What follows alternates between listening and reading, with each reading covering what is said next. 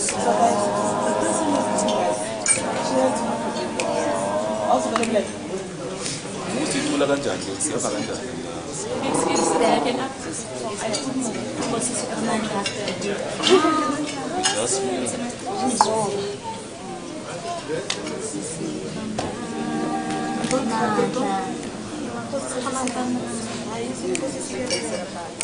Yeah, we think so.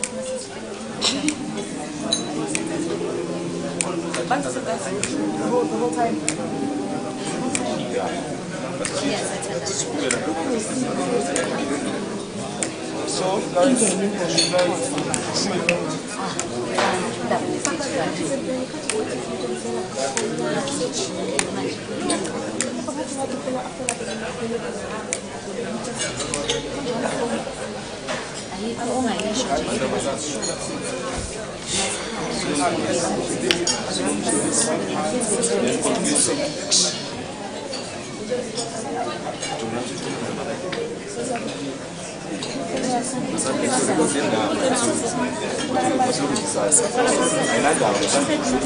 Mara masesihlika sofikelela ngazi. anihambi nisuke kodwa nyani sipractice kanjani phambi kwabantu?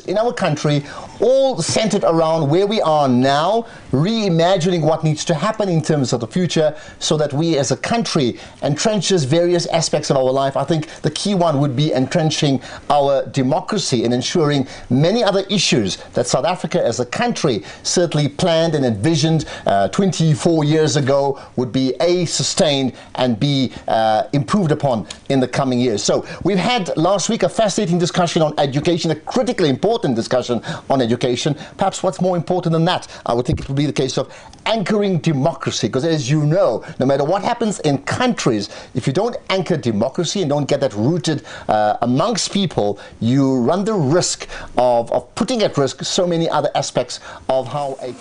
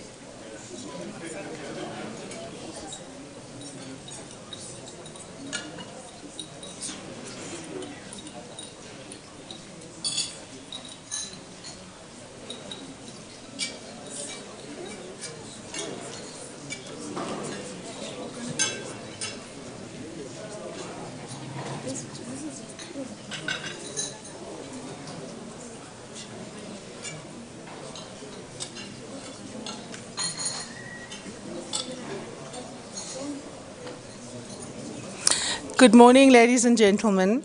You know, of course, when things get eerily quiet, then the real VVVIP is around. We are awaiting, of course, former President Kgalema Motlante's arrival, and we're hoping to welcome him with a rousing song. So the choir will, of course, start with that welcome, as we traditionally do, and he'll be seated, and then proceedings will start. But do enjoy your refreshments in the meantime. Thank you.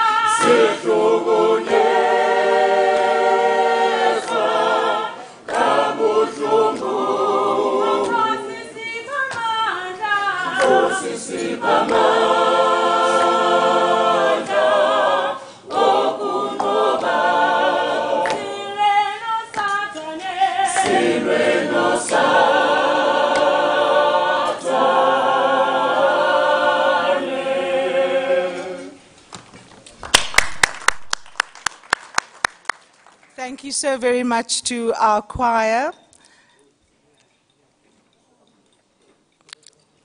Former President Kgalema Motlanthe, welcome. Ladies and gentlemen, welcome to the final day of the convention to reimagine, re-energize, recalibrate South Africa, convened, of course, under the auspices here of the South African Council of Churches. Today, mine is a very easy task. I get to introduce one of South Africa's impressive, even though shortest-lived presidencies. And I also get to, of course, get the conveners and the rapporteurs of the sessions that were held yesterday to discuss critical issues about what that reimagination of a new country is about. I get to call them up. But let me just do some housekeeping. Let me just say that Bishop Mpumlwana will be making a welcome, but we are going to be having a continuous breakfast so that when the sessions are being reported on, we would have done with our eatings and get underway with our conversation. So without any further ado, let me welcome the Bishop up to the stage.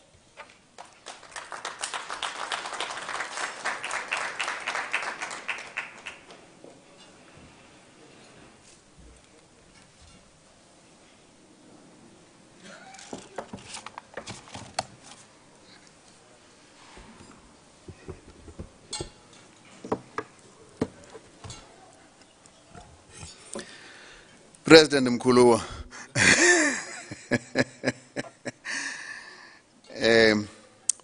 thank you for joining us this morning. Mine is to thank everyone for being here still and being Chinese. I think we need to give ourselves a round of applause.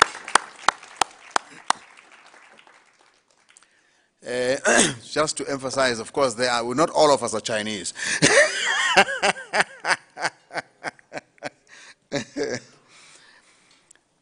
Yes, the question has been asked, as we come to the end of our program this morning, where does this go? And one of the conveners Bishop Siwa has felt that it's important that question to be answered this morning before we depart. To give you an idea of where we thought we were going with all of this,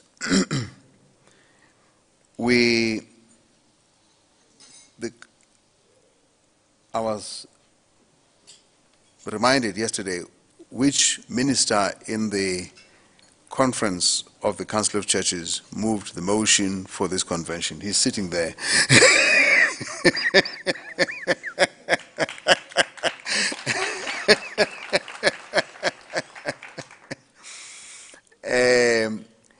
And the convention process is not something that we're going to be doing forever as the SACC. It was an intervention which is a ministry to the South African society. But it also speaks to the things that we care about in the light of what we said needs to be done for the South Africa we pray for. The churches committed themselves to certain things that they would do. With the wisdom of those who are sitting with that man, it can't be just the churches. Let's ask the South Africans to take, everyone take their responsibility, whatever organization they are in. And so we come to this almost with, two parallel wills. The one will is the SACC trying to do what it should do. The other will is the SACC partnering with every other organization in the light of what that organization represents for the common good. And so what I'm going to say now about what we consider to be the trajectory relates to both wheels moving together in tandem. 2017 and 2018, we said this is a conceptual and creational phase. Conceptual and creation, in other words, we're creating what we're talking about. We started last year, we're continuing with the creating and conceptualizing, which is why we're spending time thinking about these values and standards in the sessions. But that's going to have to come to an end. But we also recognize that as we're doing that, there are many others that are doing the same thing. And they ultimately will harvest all of these ideas from various forums that are currently underway. We'll draw all those to what will become the final statement in October. Continuing in 2018, we continue the conceptual work, but we begin to do some application of what's emerging. Paulo Freire, the Brazilian educationist, made the statement, we make the path by walking. We make the path by walking. And there's an Akan saying that says, little by little, as we drink, we make plans. Little by little, as we drink, we make plans. That's it, the Akan proverb. So we will be doing thinking and planning, but at the same time applying. That means even as it is still working, say Vuchi is already ready for eating.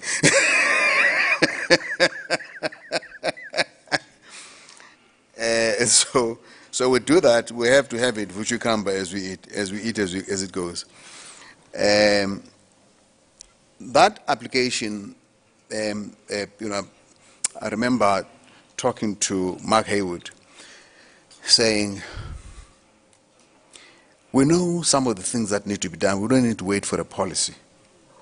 For example, we know that our schools need immediate attention. What would it look like if all our organizations, let's say the churches, the trade unions, every other organized structure, the call of Islam, all of us said, the schools in our neighborhood, we're going to adopt them.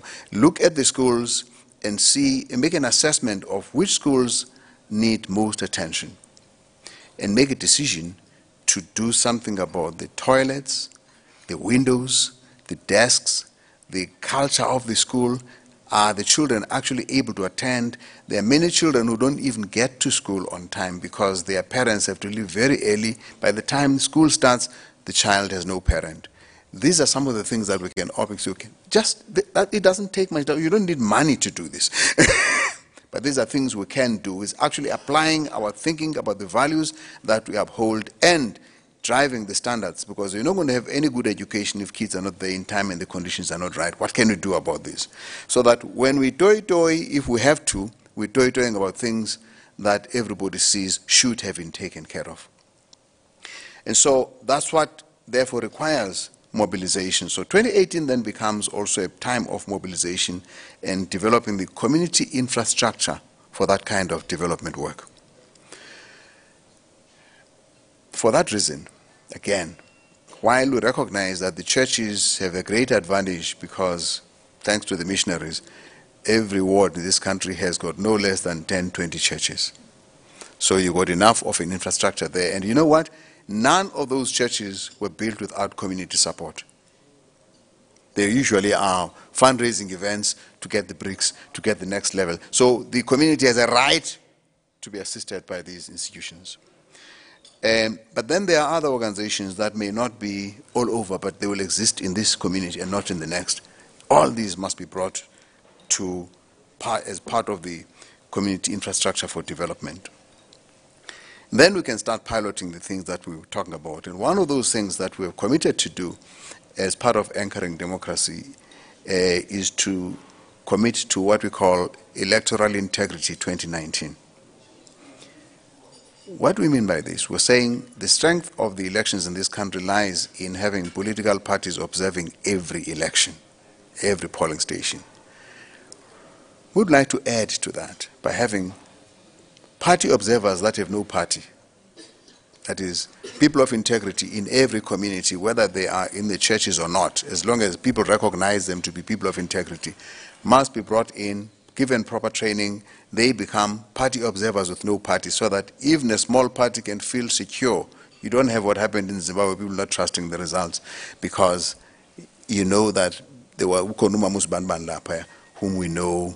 Even though we know she's ANC, she's IFP, but we also know her fairness. And so we're working with CASAC, ASA, and the IEC to make that, to put that in place. And it is, again, Uvuchikamba, we're eating even as we are preparing ourselves. But that's the work we're trying to do this year, of mobilization, building the infrastructure. And we are appealing to all organizations to build their infrastructure, to participate and collaborate. This is not to do with SACC churches, every organization. But next year, and then of course, as we do that, we are working for the launch of the ultimate product of this work, which, as I say, will build and harvest everything else that has come from other projects, like, for example, the Mutlante Foundation had a Drakensberg conversation in May. It was eerie. I mean, I couldn't believe how much it felt like I was in this meeting, because everything they were talking about is what we're talking about. and as you heard from Judy Fravich the other day, the Mandela Initiative has done exactly the same. But they have had the advantage of researchers over 5 years to develop that work. And so there is such a rich repository of what we can build on. And that's all available as we consolidate towards the October final session of the convention. But then beyond that, we need to then deepen the mobilization with the clarity of the issues that are at hand with all the various organizations, and promote the values and standards, because the standards are necessary because they are the ones that communities can use to measure and to judge what is working. I repeat the issue of the Section 27 having to demand through a court of law just for the Ministry of Basic Education to produce standards. It should not be necessary. Standards must be standard. But we'll continue to do that and then begin to normalize the operation of communities, reflecting on what they've been doing, thinking afresh. We sort of, in a cycle, you always have to, you have done so far, we've gone so far, right, let's think again. How well have we done? What could we have done differently?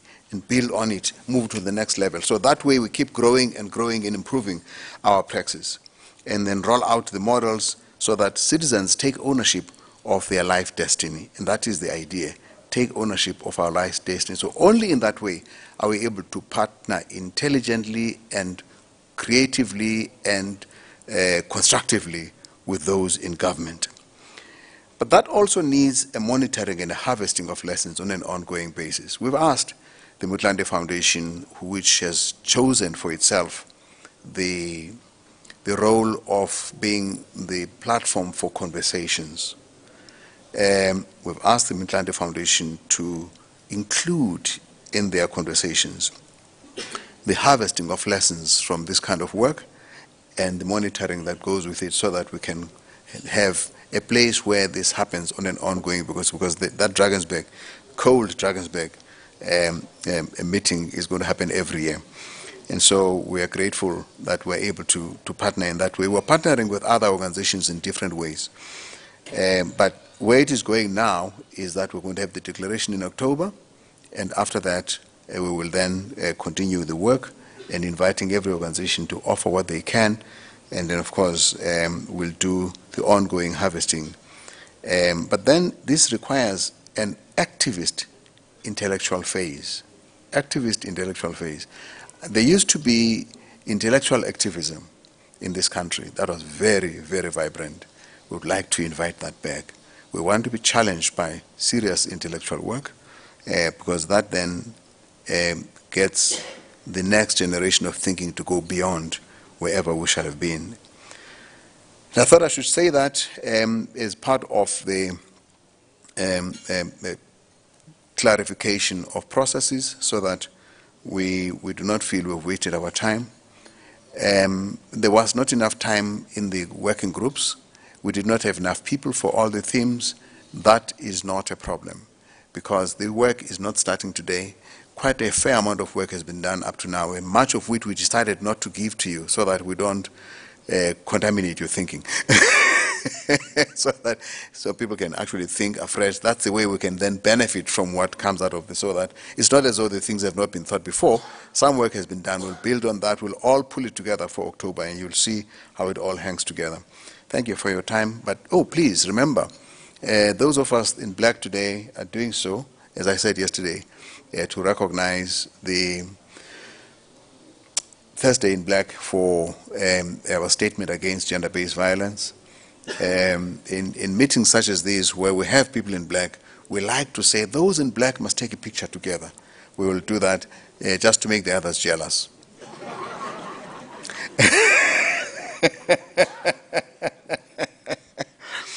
Yes, it should not be just for this. This is because this must go on every week. You must be reminded, and you must therefore take your stand. We said, Ashraf said we must become champions for public good. And yesterday we said, when we listened to the Auditor General, we must be champions for good fiduciary behavior. And we now must become champions for good domestic life. Thank you.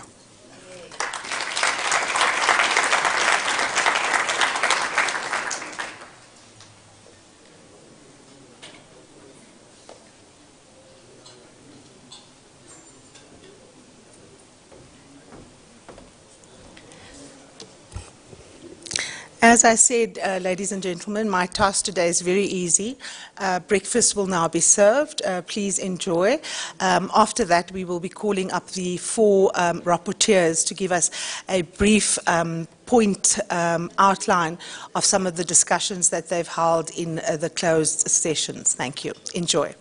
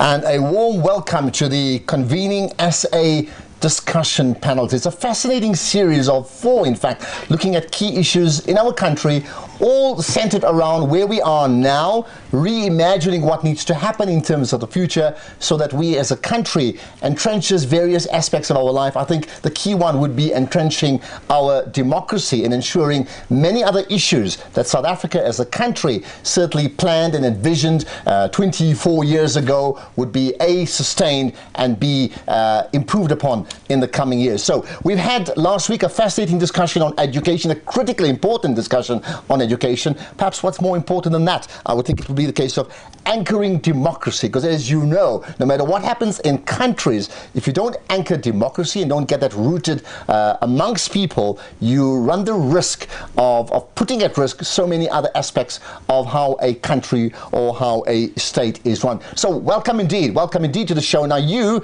as a viewer in many cases on social media, can connect with us. Many have done so already. So engage with us, engage by telling us that you're actually watching us. And if you're doing just that, that all-important hashtag is convening SA. You clearly have 3 choices in terms of watching: YouTube, also Facebook, because we're on Facebook Live, as well as on Twitter Live, all as part of convening SA. So tell your mates as well. You can not just watch us, but tag us as well as you do just that. But I look forward to your comments. People have already asked questions in the few days coming up to today's event. We'll pick up on some of those poignant questions and look at some of those as well in the course of the evening. We'll be talking for an hour around this very important issue around anchoring democracy, and perhaps the impact of that hour will be well beyond just the 1 hour in terms of where we are with democracy. I've got 4 panelists, and they're all very important, significant people, I think, in what they do in our country. I'm going to start with Poncho Pilani, who's a journalist at the Mail and Guardian's Bekisisa Health Journalism Center. Thank you for your time. Award-winning journalist. You won so many awards in recent weeks. Probably it's a good chance to ask you, what's it like to be a winner? Because you are. It's great and overwhelming and a lot of pressure, because now I have to supersede what I've done so far. And it also means you're in demand, if not now, even more so in the future. I'm not sure whether a researcher in constitutions or constitutionalism would be the one who'd be in demands and winning awards here, but Leleki Marongo, thank you for your time, right? Perhaps one thing about you, never mind, we'll talk about democracy just now, but in terms of what makes you tick? Inequality makes me tick. It doesn't slow you down, because it actually makes you get into getting things moving on. Action. All right. Well, great chatting to you. We're looking forward to perhaps those issues of inequality being discussed today as well. The third of the 4 guests we have is Bishop Malusi Mpumlwana. Thank you for your time. Was the General Secretary of the SACC. So, what makes him tick is inequality. You're a man of the cloth, right? In terms of the need to constantly inspire, do you sort of measure yourself every day and say, I've inspired 10 people but fell short on 2? I guess that's the task of every reflection you have to have, whether it's morning or evening. But I think the key thing really is to say, how do we as a society become so caring that we don't have the problems of inequality that Mluleki is talking about? And I think that how is a very, very important how as well. We'll get to that. The 4th of the guests we have is Geraldine Fraser-Moleketi. I would have said cabinet minister a long while ago. Things have indeed changed from those years, but you're currently on 2 significant boards, lead independent at Exxaro as well as the Standard Bank, as well as Chancellor of the Nelson Mandela University. That's correct. So how do you manage your time? Well, I think I have a choice. I have almost a bouquet of things that I'm involved in. I think very clearly the one issue is making a difference and looking at how that can be done. I'm also quite focused on the whole issue of inequality, because for me inclusion is important, and looking at growing the South African economy and the African economy for it to be inclusive. And tonight we're going to talk a bit about that, not on the economic side, but also looking at social justice. So you spent lots of time in North Africa, I think, in North and West Africa and all over the continent. Okay, well, maybe pick up on those experiences as well. Let's then get to the nuts and bolts of what we're talking about, anchoring democracy.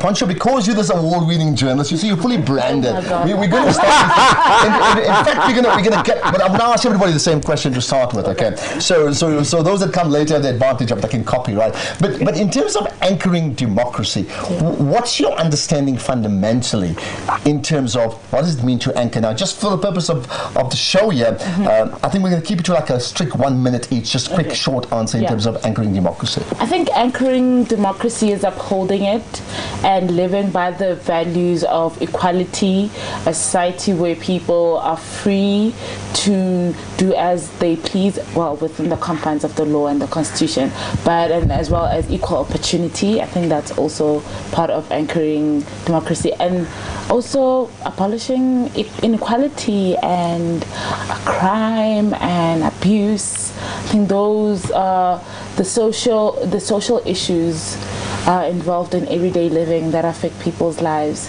have to be at a certain standards for democracy to be collectively anchored. Okay, that's your opening salvo. Give me yours, Lucky. One of the ideals we find in the preamble to the Constitution is this idea that the Constitution is there to free the potential of each person.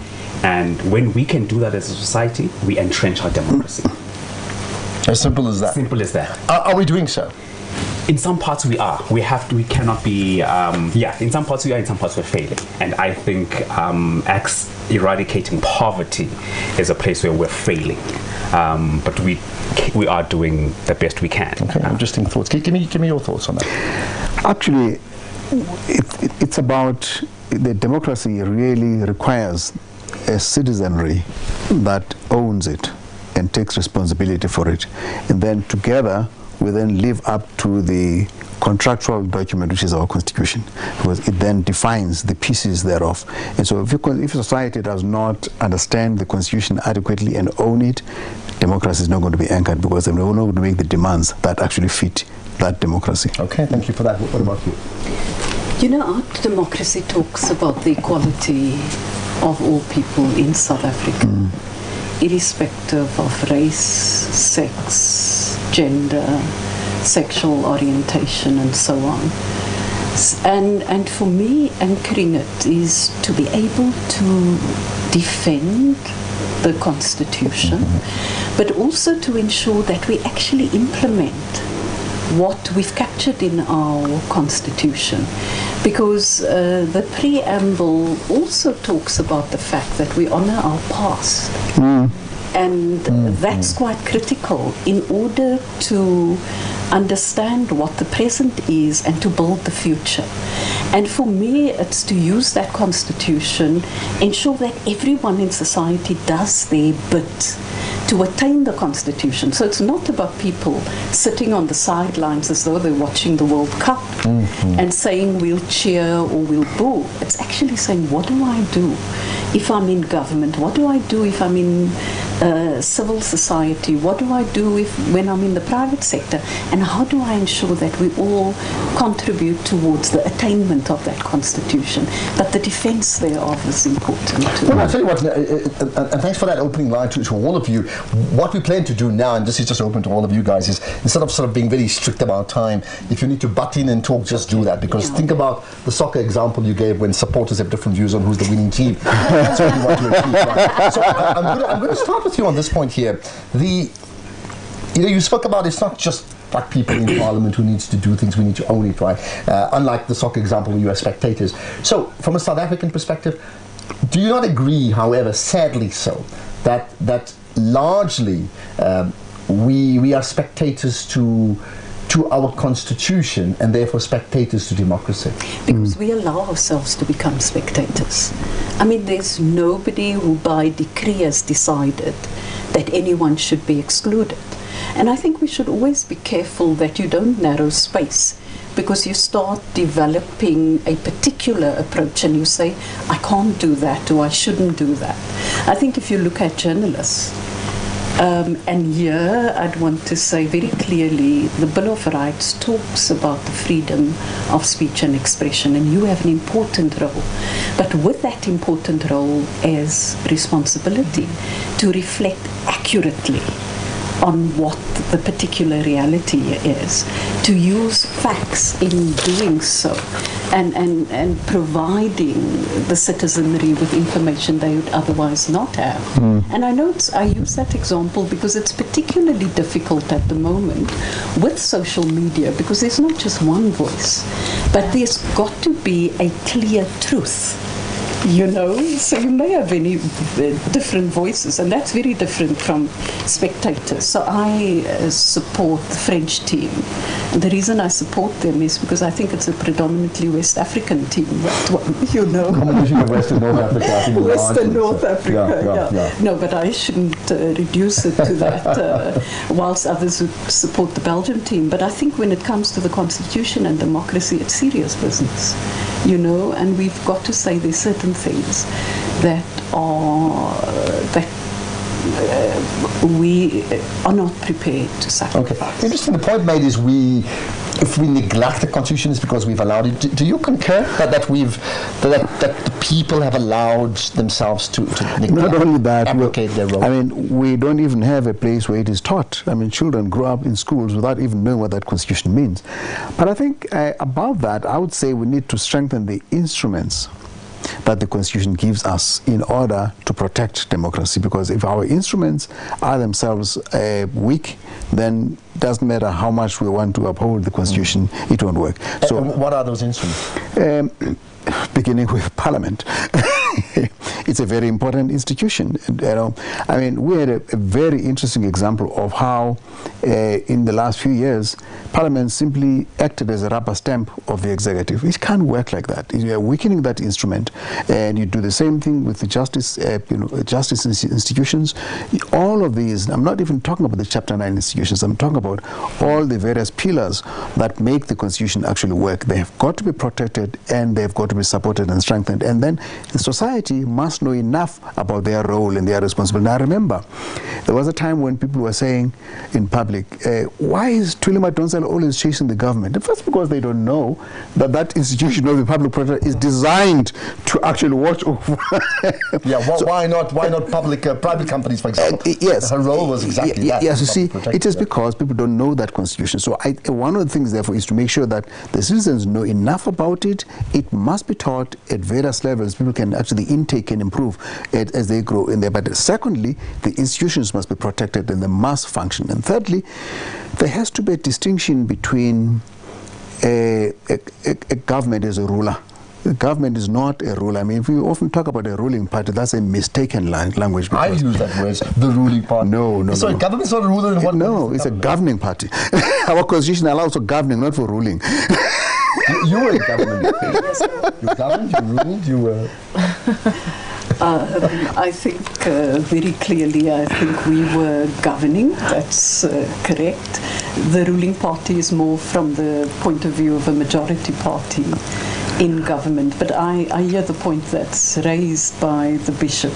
Because what it does is to build a culture of rulers. But that's why there's been this debate about a people's parliament as well, and the extent to which the populace feel that that is, in essence, people's assembly. I certainly want to pick up on that importance of the people's parliament. Let me bring you in on this one.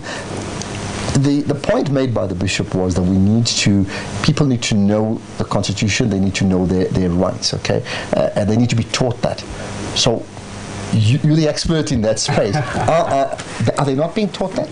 So the Foundation for Human Rights has been conducting this assessment of what knowledge do people have of the Constitution and the Bill of Rights. And it's unfortunate that the results in the last 3 to 5 years are disheartening, where the majority of our people don't even know very basic rights that we have in the Bill of Rights. I know from my own experience having to travel across the country to teach on the right of access to healthcare services, where people know they want a clinic, but they don't know that it is a right that you have to have a clinic in this vicinity. So we are finding that in the current government, or whatever, how many governments we've had since '94, there has been a lack of ensuring access to the Constitution in a language that people use in their ordinary lives. So it is a problem. Okay, and in your experiences, moving away from trivial matters like who's going to win a World Cup to more important things around, the space that you play in, which is, healthcare, right? Because I would think democracy would be measured in terms of, do you have a home, do you have a good education, do you have healthcare? What do you pick up in terms of, let's say, patients? Do they know they have constitutional rights where they can impose themselves or assert themselves, say, that is my right? I don't think so. A lot of times I've spoken to people that I'm interviewing, and they will talk about either being turned away from a clinic because the nurse was rude, or particularly because, like with young women, like when you ask them why you're not on contraceptives, why don't you go to the clinic, the local clinic for family planning, there have actually been studies that have been done that a lot of people don't go because of the attitudes from the nurses or like healthcare staff. So I think that shows, like, if somebody was more convicted in their rights and knew them better, they would be able to be like, you know what, yes, you're rude to me, but this is my right. And there's also a lot of victimization when people do that, like, for instance, let's just look in general, shift away from like healthcare or the health sector to the right to protest. Right to Know a couple of years ago, which is like an organization that does a lot of work around promoting freedom of like press freedom. We're handing out like little banners to us journalists because a lot of times during protests, journalists, police would not let us take pictures, or very like intimidating stuff. And even us, as the people who disseminate information to the public, we were not aware of some of these rights, and that a policeman or a police officer does not have the right to take your camera and things like that. So it's not even just like when we go on to grassroots levels, but just for even the more the people that you would expect to know more, we don't. And going back to Geraldine's point about like inclusivity, and are people being included in conversations about their rights? I don't think so. I don't think it's happening on a level or at the rate that it should happen. A couple of weeks ago, I was on another panel and we were talking to young people about the importance of voting.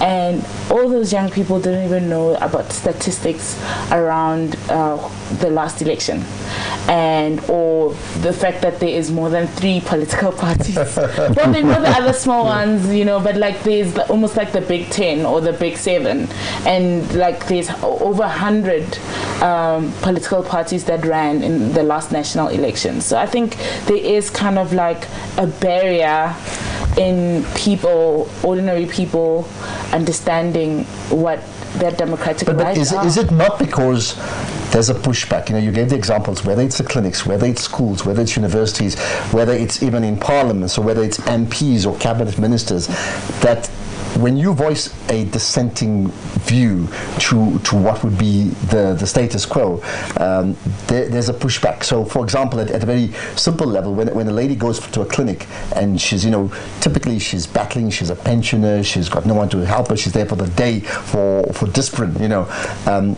there's a pushback at the clinic. Is it not so much because she doesn't know her rights, but the people behind the counter have actually eliminated those rights from her?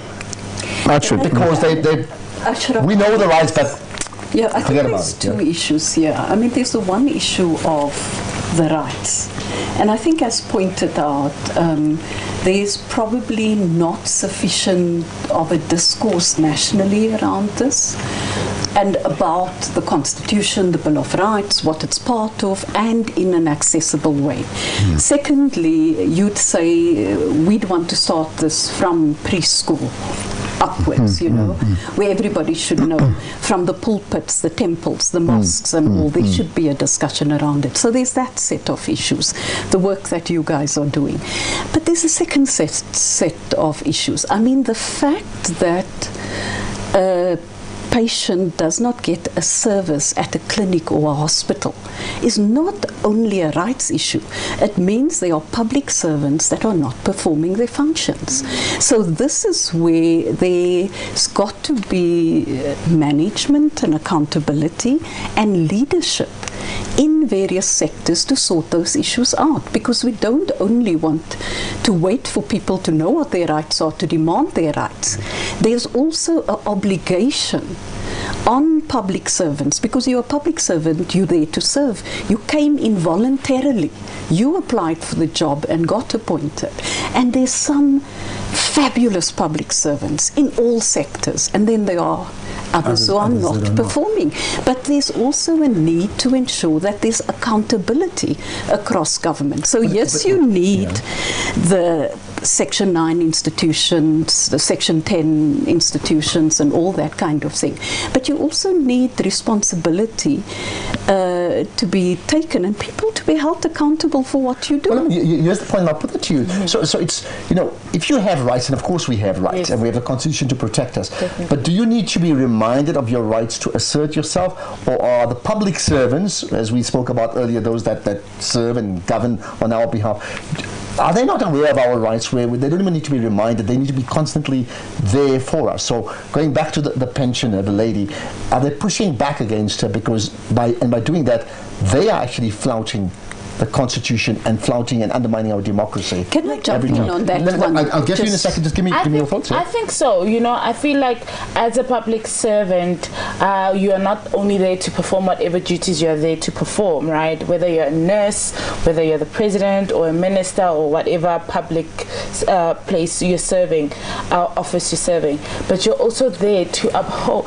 You are in when you're a public servant, you adhere to the country's rules and regulations. None of those is the Bill of Rights or, you know, the Constitution. So you're not only there to just be there to perform your duties, but you perform your duties in conjunction with upholding the principles, which are, it is to free healthcare for all, you know. And so I think a lot of the times in cases where people are not able to assert their rights, whether they feel like they are marginalized, like the Gogo you're talking about, and feels like she has no power to say anything, and that is where we see a lot of the times where the rights are being violated, right? Because she is 80-something, she's there on her own, she depends on her pension, she doesn't have her kids there to assert her, and so the public servant on the other end realizes what this person's rights are, but because they're marginalized and vulnerable, then refuses to provide in terms of those rights. But and I'll get to your thoughts in a second. But if that PowerPoint isn't effectively, do they not know that they're doing the opposite of anchoring democracy? There's no delinking from democracy. So the foundation of this relationship is power. The nurse knows that they are powerful because they know what they know, and they know that this Gogo doesn't know how to enforce this right if the Gogo knows the right. So how you tackle the situation is not just information, it's not just knowledge that society must have, but it's also how do I implement, how do I enforce this right that I have, which takes us to what the Bishop was talking about, where you have in our society knowledge of the Constitution, you have strong constitutional bodies, and a public service that embodies the values of the Matripilli principles and so forth. I think it is only then that you have moving towards a stronger, more healthier democracy. So let's not just talk about information that people must have, but let's talk about how that information can be made useful by being implemented. Okay, I want to pick up on that power of the people, but you wanted to say something very quickly? Well, I think he's touched on it. He touched on the whole Batupile, the People First campaign that government undertook with public servants and the citizens.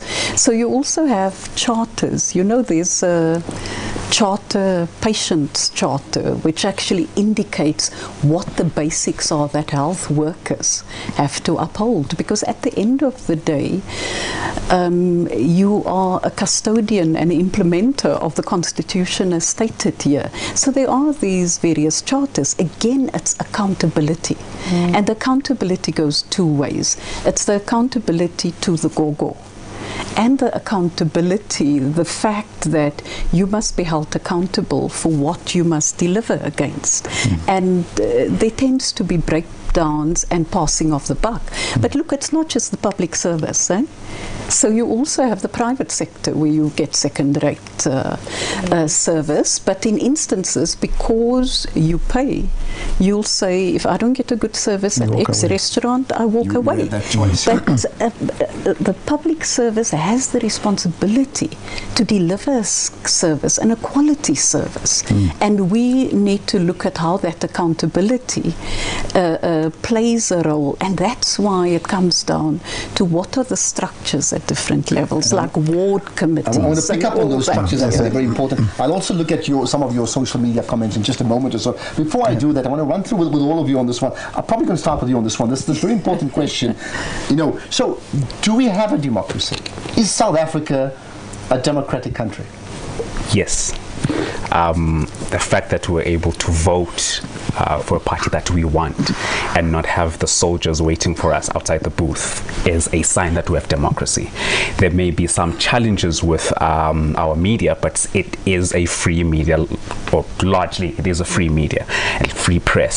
So I would end it on those just two foundational points. What about yourself? Yes, I would agree. We have a democracy. The question is adequately functioning. Yeah. And I think that the reason why we're having this discussion is that we've seen some failures. A lot of... So if I gave you a yes-no vote on a sheet to say, do we have a democracy, yes or no, would you sort of put an X to both? I would say yes, but I would still have a but. Okay. All right. I want to get you to elaborate on that. Go ahead. Yes, with the but as well. Yes, with the but. And you? I'll say yes and. So it's very clear many people are concerned. That means, you see, I think that the key thing, and I'll go back to you around this one here, that is democracy only about the right to vote? If that's the case, then we all are doing that. But if it doesn't deliver, once you've voted, if the people who lead us, who govern us, right, doesn't deliver in terms of the very basic fundamental rights of us as citizens of the country, then in fact democracy is being undermined daily, and we can list 5 or 6 things that are very basic to this country's needs. 24 years into democracy, which hasn't been met by at least, if not 80, at least 70% of the people, isn't it? Democracy, I'd say, is an intersection of a variety of things, and that's why I started off the conversation by saying, in our preamble, freeing the potential of the person. Now the question is, how do you free the potential of the person? Well, one of the ways in which you free my potential is to ensure that I choose who the ruler or the governor is. I decide what information I can pass out. I have access to that information. I can give it to whoever I want to give it to.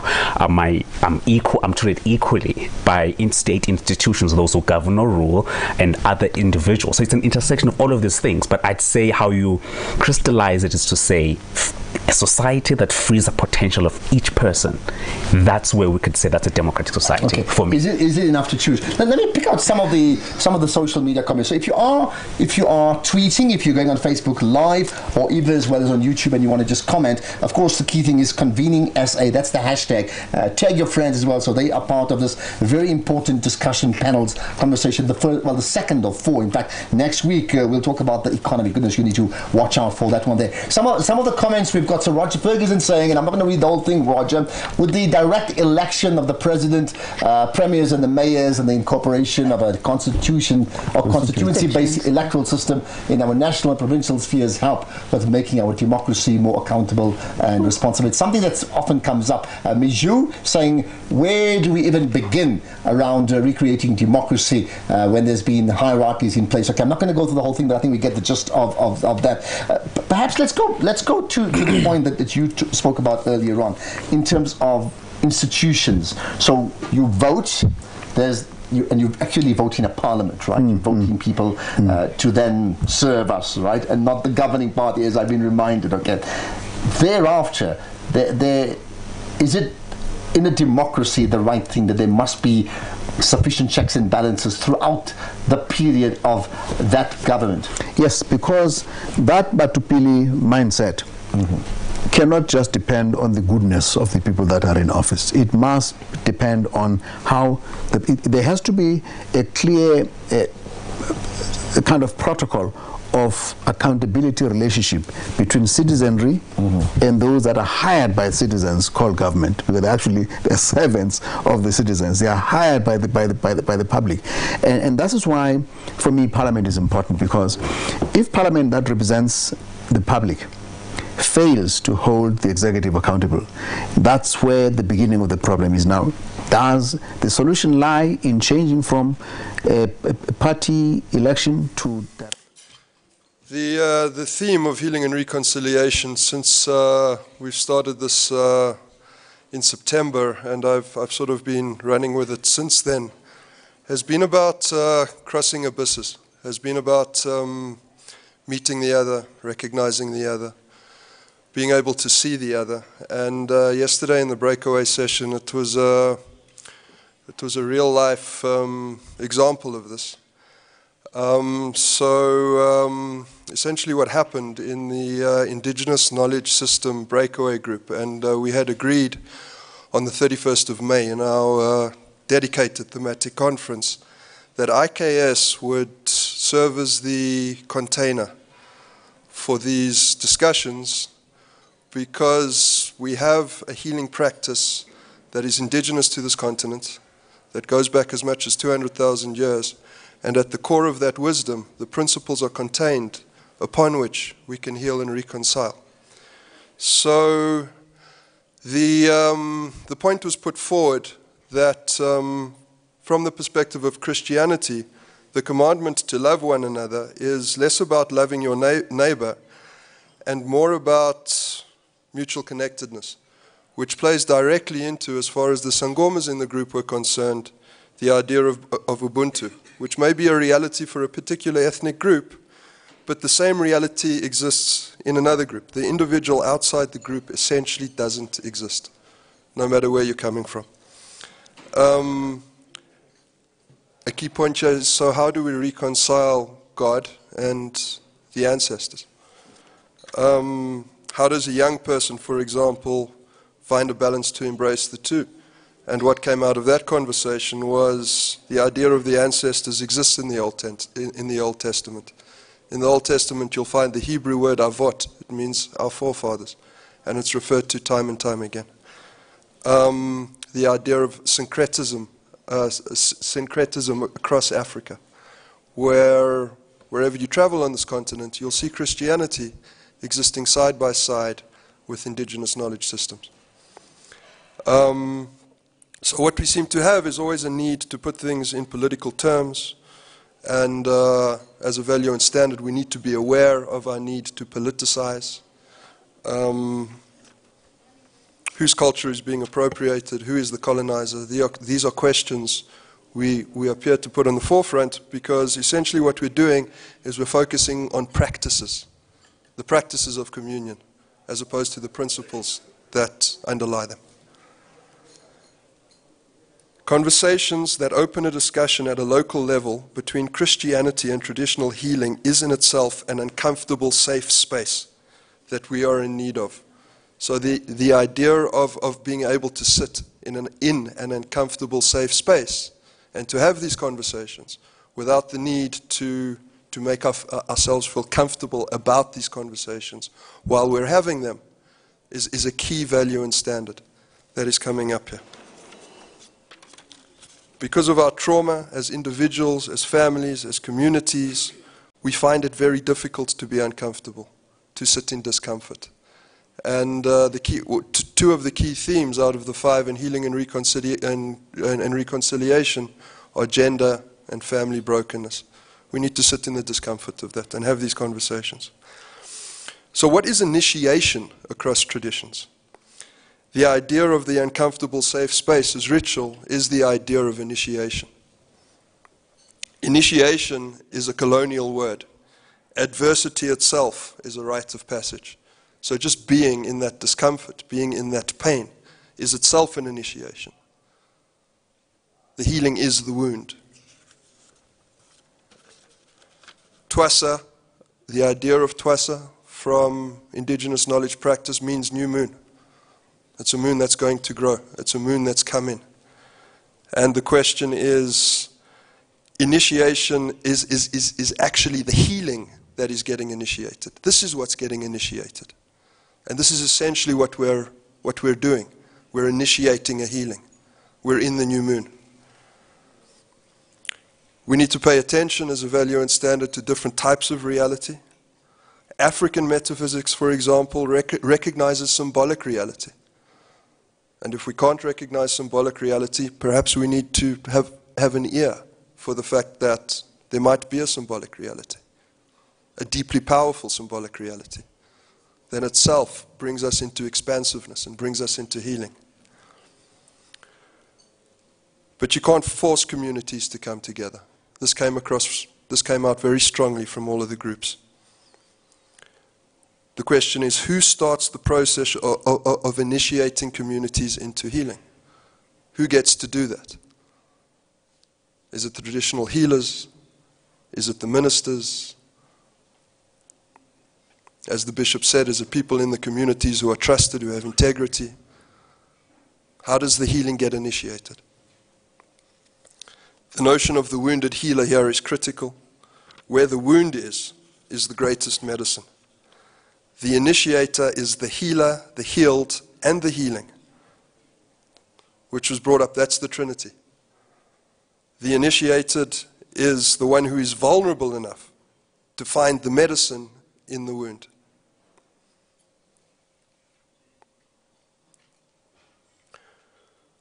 The one who transcends, the one who is able to see, the one who initiates is the one who is circumspect. The one who is able to see in many ways at once. The one who is able to hold many different perspectives. The one who is able to hold contradiction. The idea that above the abyss, beyond the wound, contradiction is unity.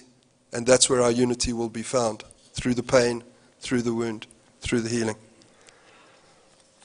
And very importantly, the wound is not simply something that must be got rid of.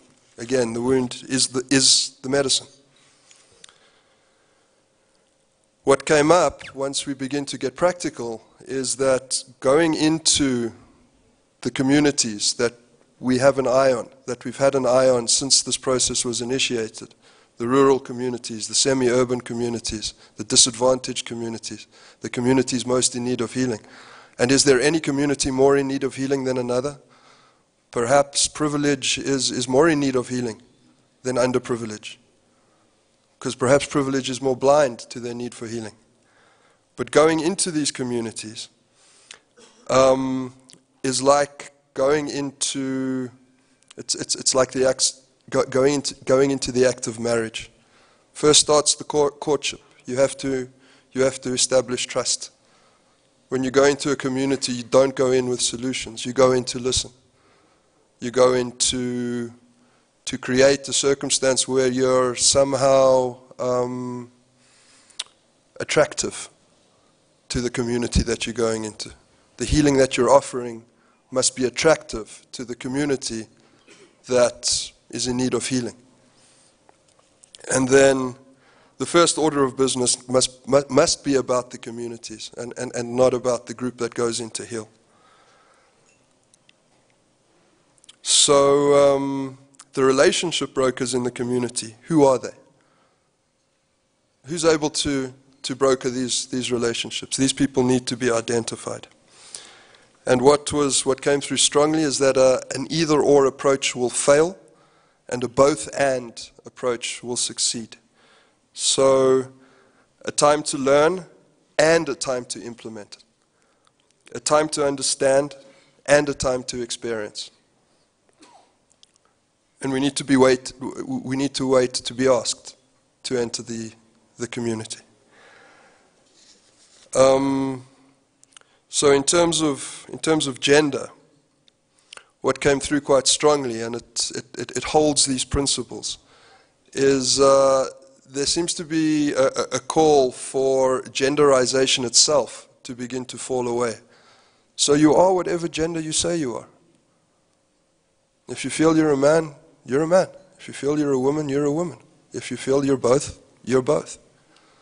That's the both and approach.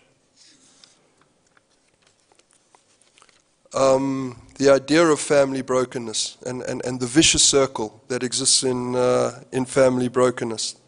A depressed father could lead to a child who is a bully at school, who could lead to a mother who is constantly shouting, and the vicious cycle continues.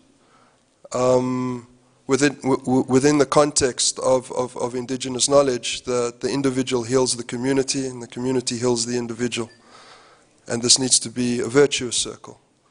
And the shaming, if there's a need to call someone out, again, they need to be very aware that dropping the self-esteem of one person because they need to be called out will drop the self-esteem of the entire community, and then the community needs to carry that.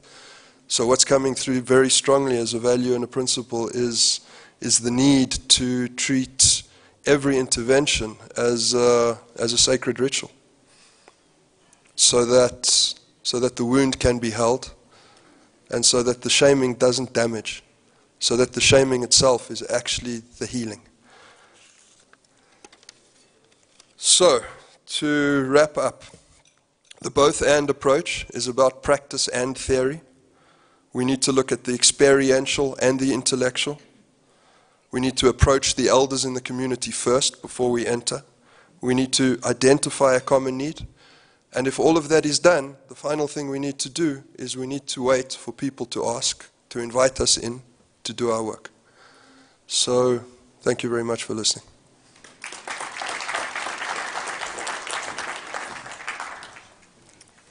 Next up, it will be Dr. Mamphela Ramphele. She's going to be reporting back on the education sector.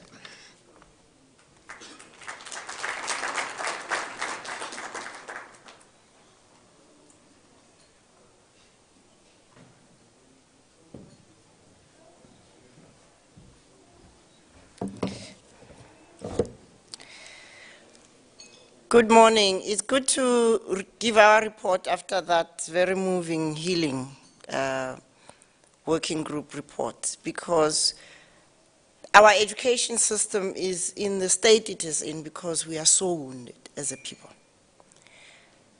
And so our approach in the working group, because there were a small number of us, we decided to take the approach of the 2 loaves and 5 fishes.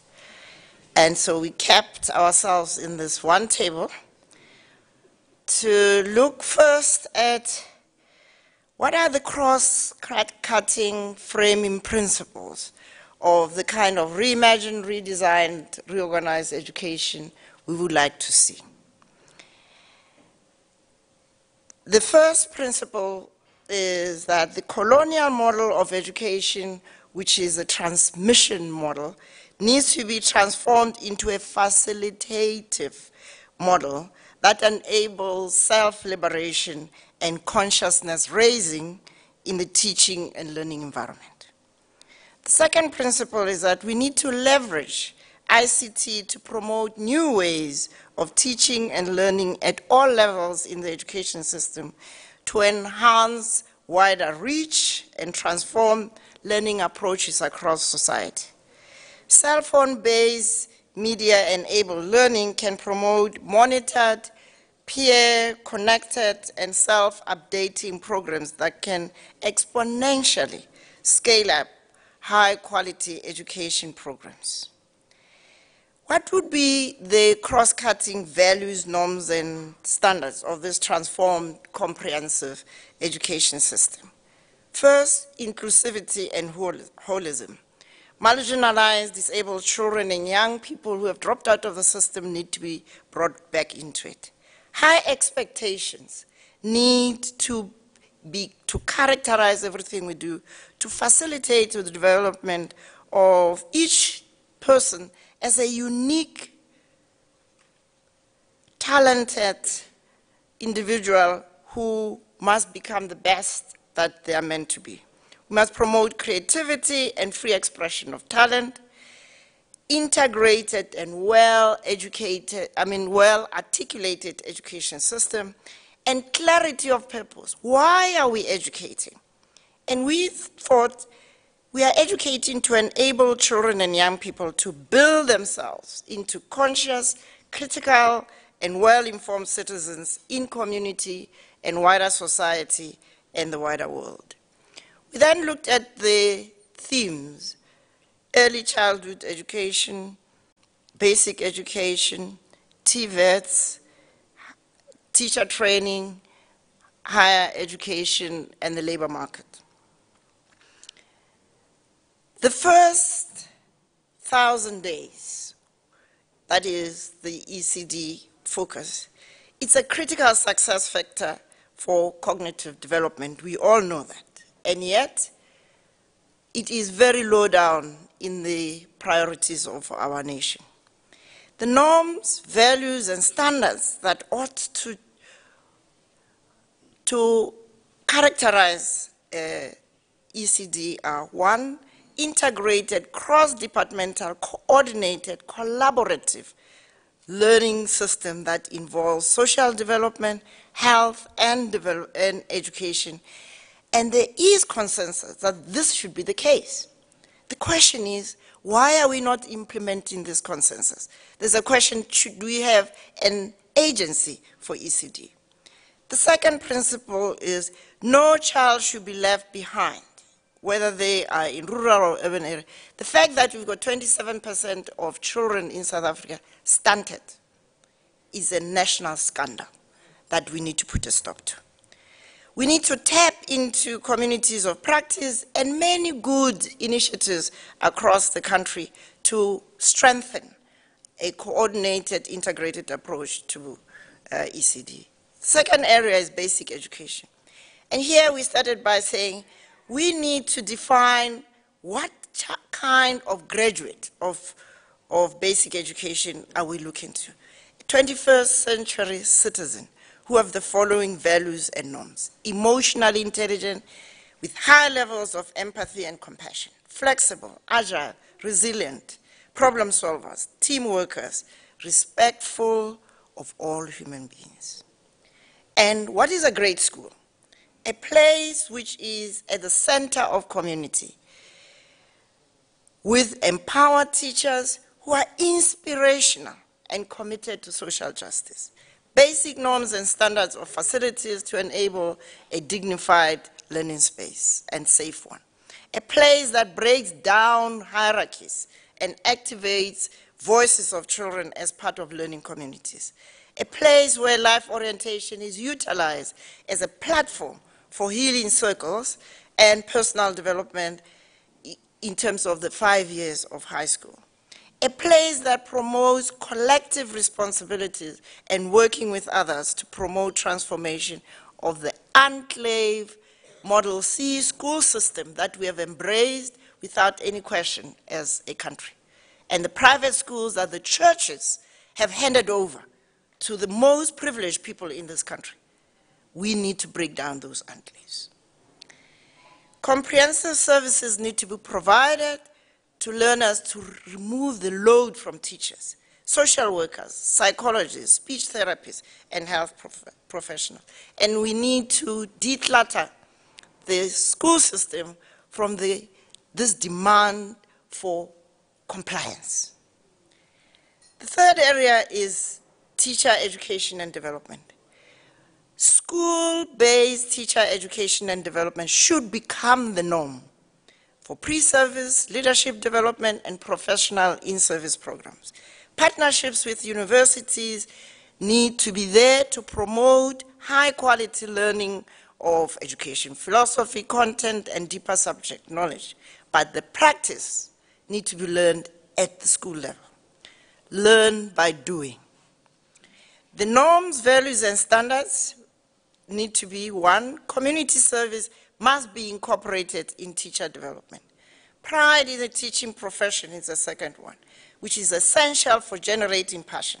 Love and compassion for children, lifelong learning to promote excellence.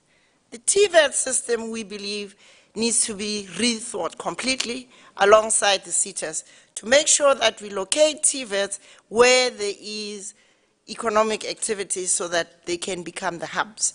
But we also want to take vocational training into the solidarity economy, where we can train people to be good youth leaders, good community leaders, and learn to cooperate with others. And we need to leverage the Youth Employment Service to include in that personal development of young people, citizenship education, ICT skills, and to provide those young people with stipends so that they can move where they need to. Reimagined higher education is the last one. I'm disappointed as a former vice chancellor that not a single vice chancellor participated in this entire process. This is not from lack of trying. We believe that vice chancellors should work together to find a collective way of reimagining the higher education system in the light of the fourth industrial revolution. Traditional higher education is simply going to be out of business. The values, norms, and standards we believe should be higher education be a place for generation, development, and sharing of ideas and knowledge production for the benefit of society. Community service ethos should inform the academic enterprise.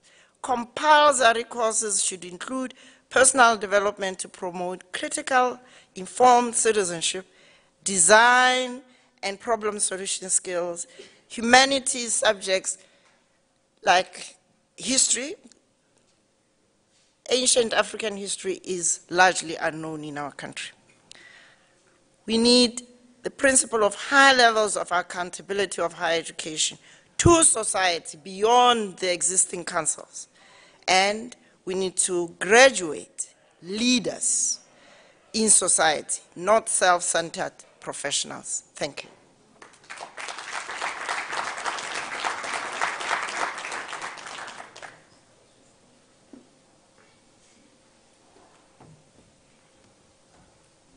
Speakers, if you see me leaving my seat, I'm that little ticking second arm on the clock. So take your cue from me when I get up from my seat. The next person that will be presenting will be speaking on economic transformation, and that is Sine Mavundlela. Thank you.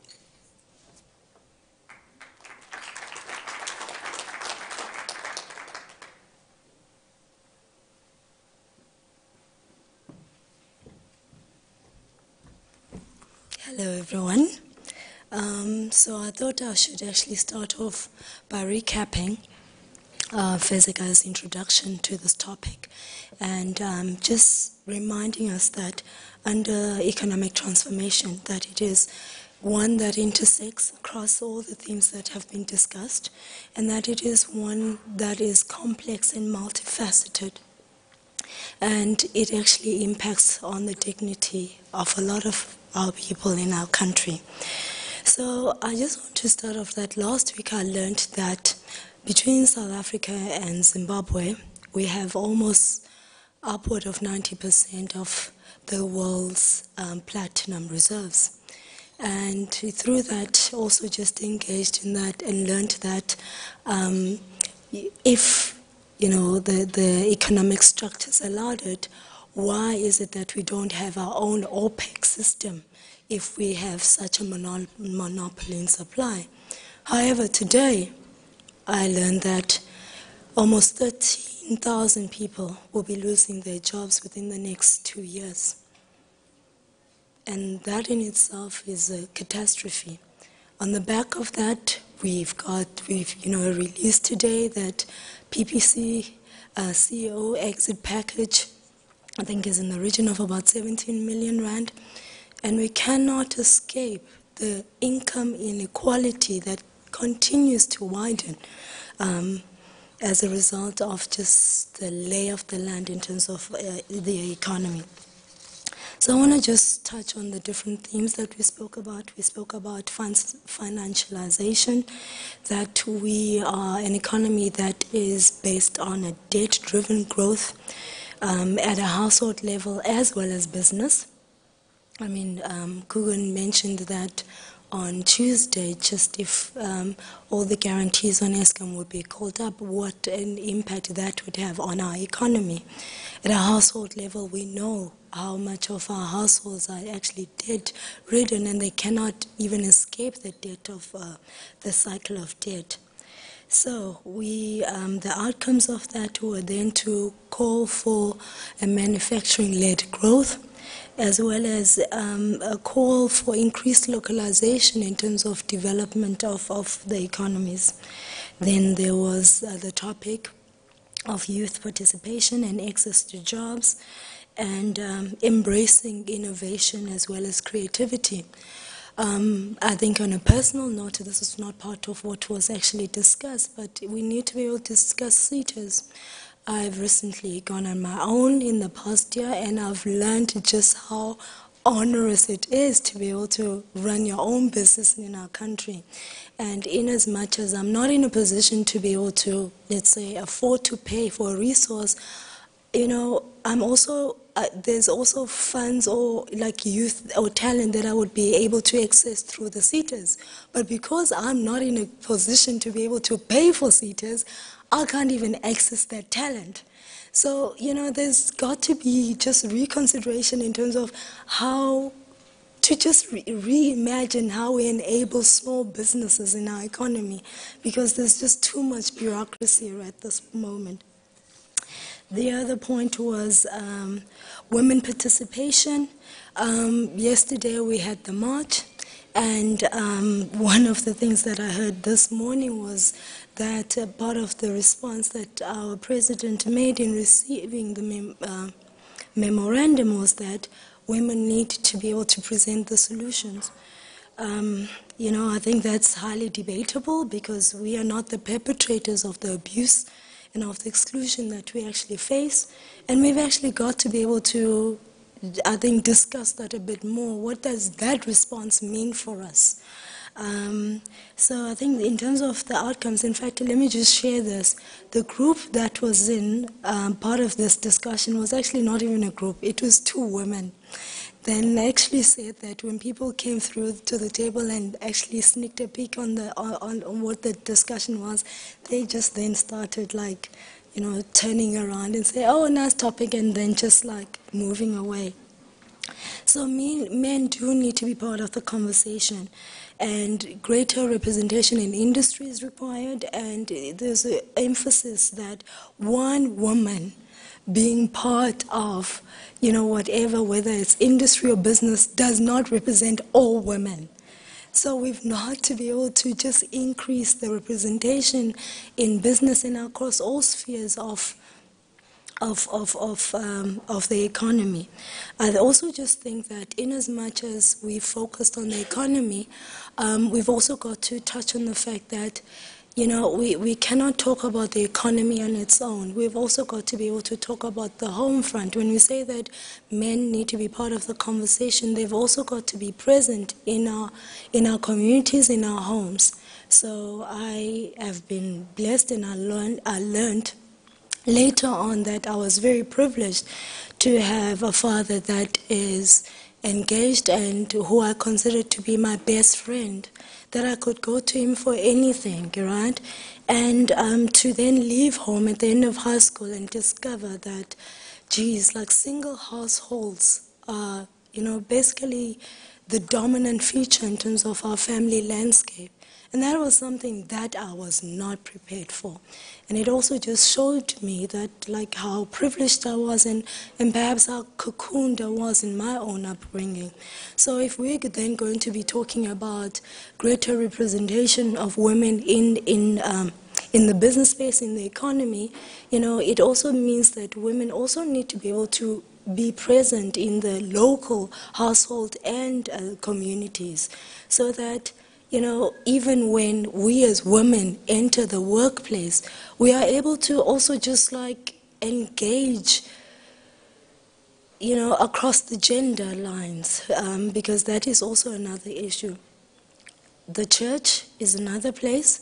I'm fortunate to be part of a church that is led by women, and you know, and when my priest, Linda Schwartz, at St. Michael's, when she does the readings, what I love about her is that she actually, you know, when she reads, she's like, well, there's no mention of women, but that is erasure, but we'll pretend that, we know we were there, so we will actually engage with this reading as though we were there.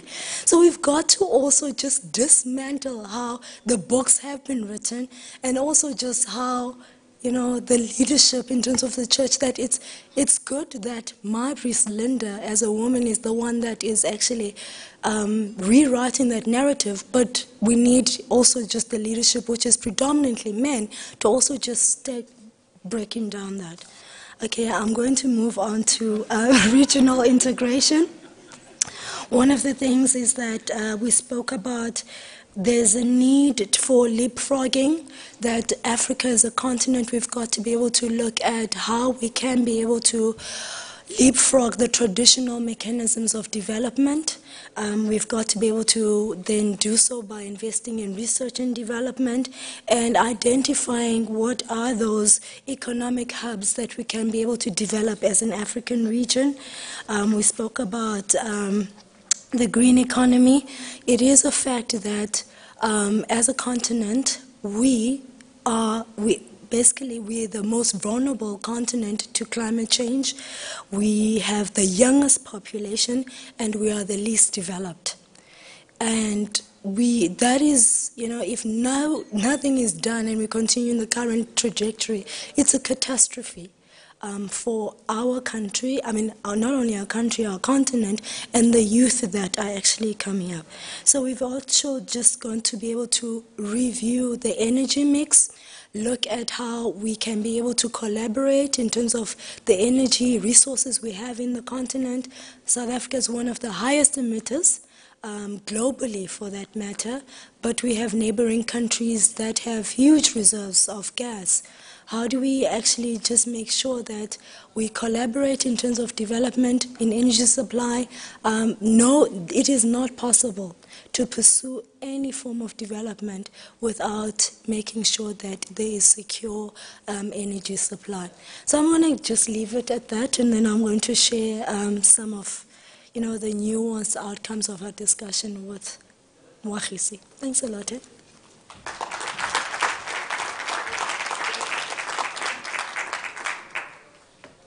Is making my job easier. He's coming right up. I just wanted to add one more thing that we should add to the economy. If I can wear a different hat, we must quantify the economic value of domestic work. It must become part of our GDP. Unless we do that, we won't know what the true economy is actually worth. Bishop, to you.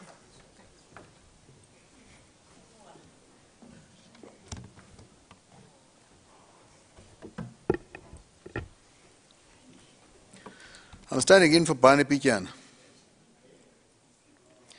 who sent an emergency request for replacement.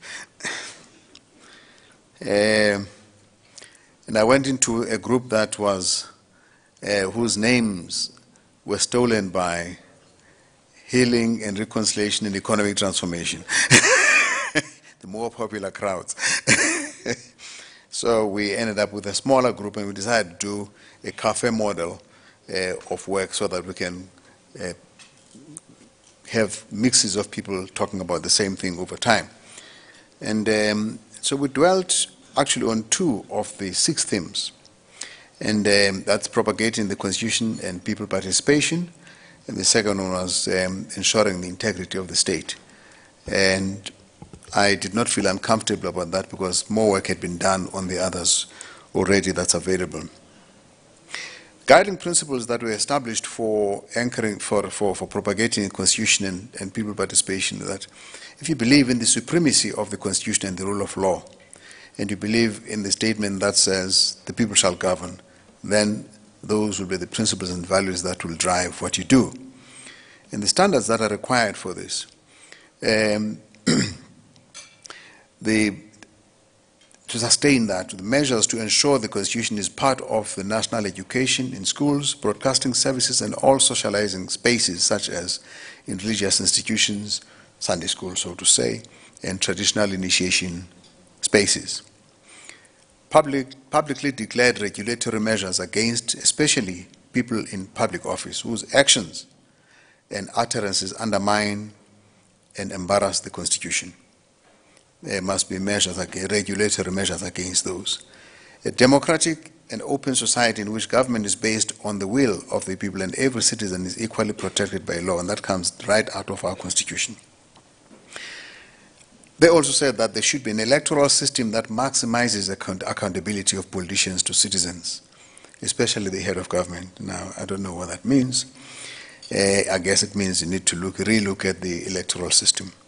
Regulation and financing of political parties that is transparent and subject to state monitoring with increased transparency to tighten the accountability aspects.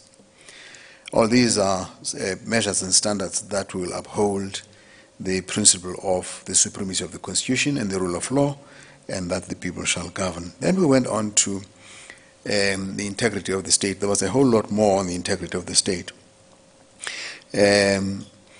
The guiding value is that of a united and democratic South Africa that is able to take its rightful place as a sovereign state in the family of nations. That comes out of the preamble of our Constitution.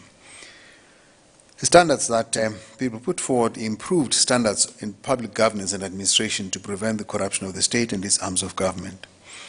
Integrity of government, considering a broad analysis of vulnerability of government integrity.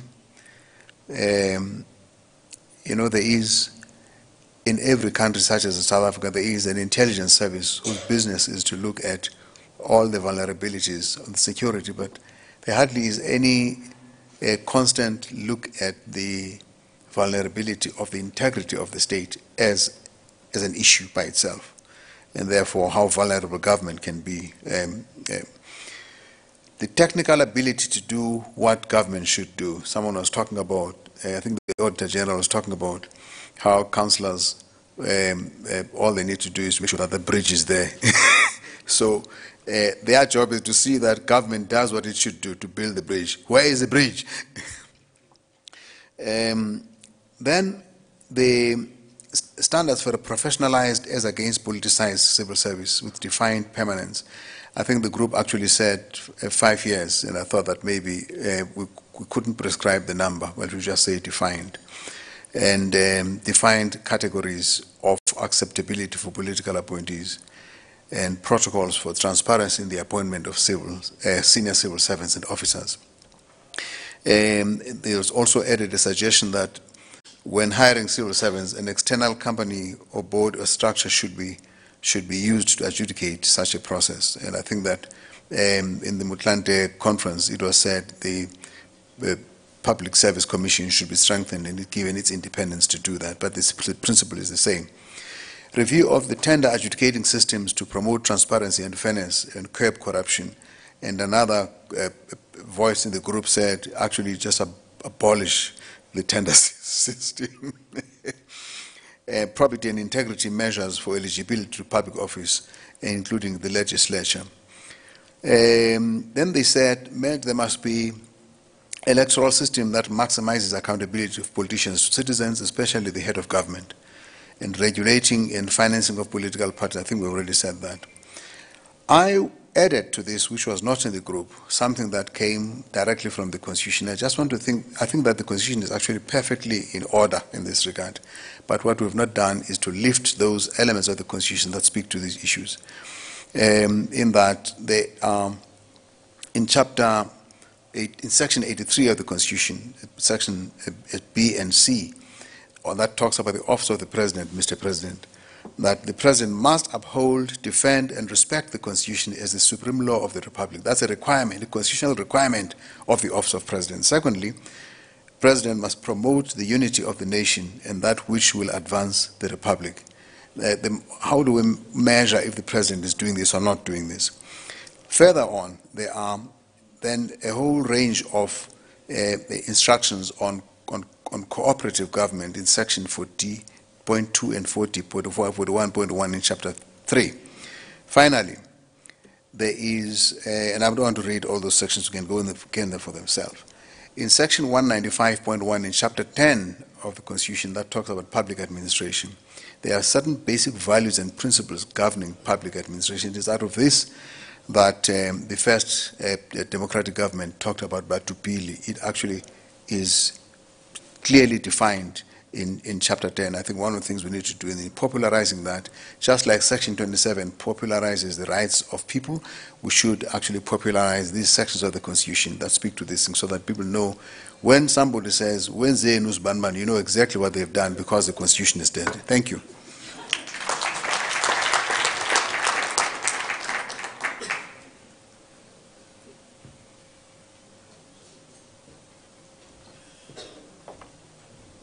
I'd now like to call on Bishop Ziposihle Siwa to do the introduction to our keynote speaker.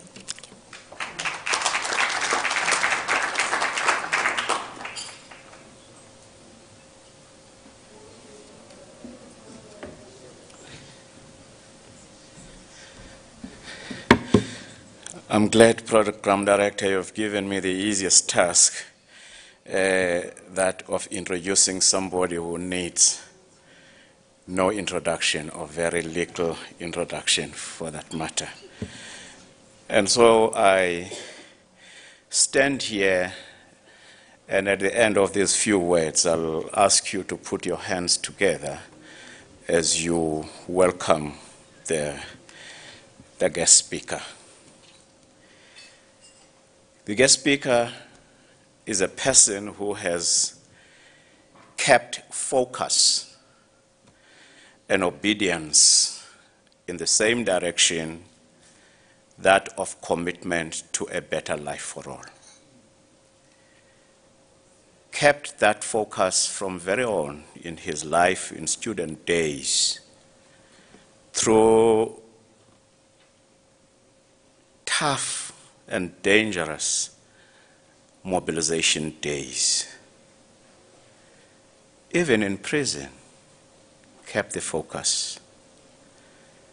Then in trade union work and through liberation movement, and later in government and beyond the government days.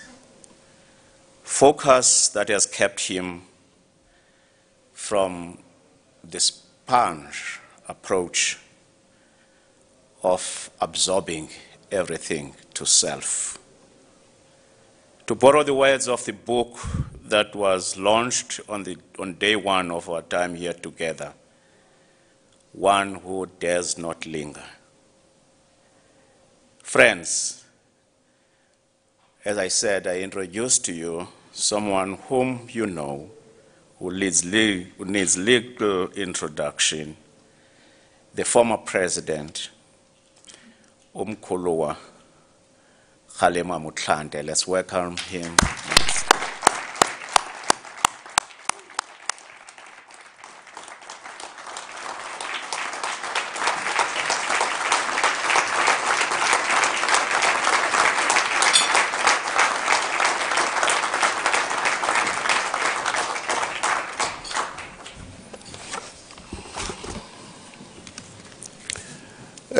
Good morning. Let me also say my greetings to our bishops and thank Bishop Siwa for his merciful introduction. I thank you very much, Bishop. Because elsewhere I've had to endure the painful experience of listening to my obituary being read.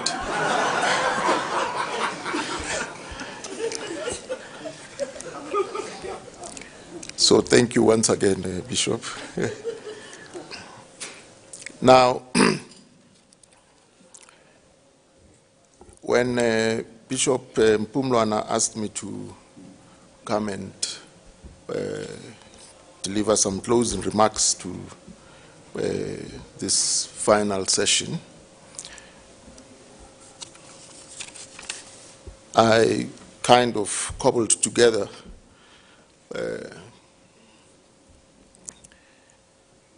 remarks, but I think it would be completely off the mark for me to use these remarks. I would rather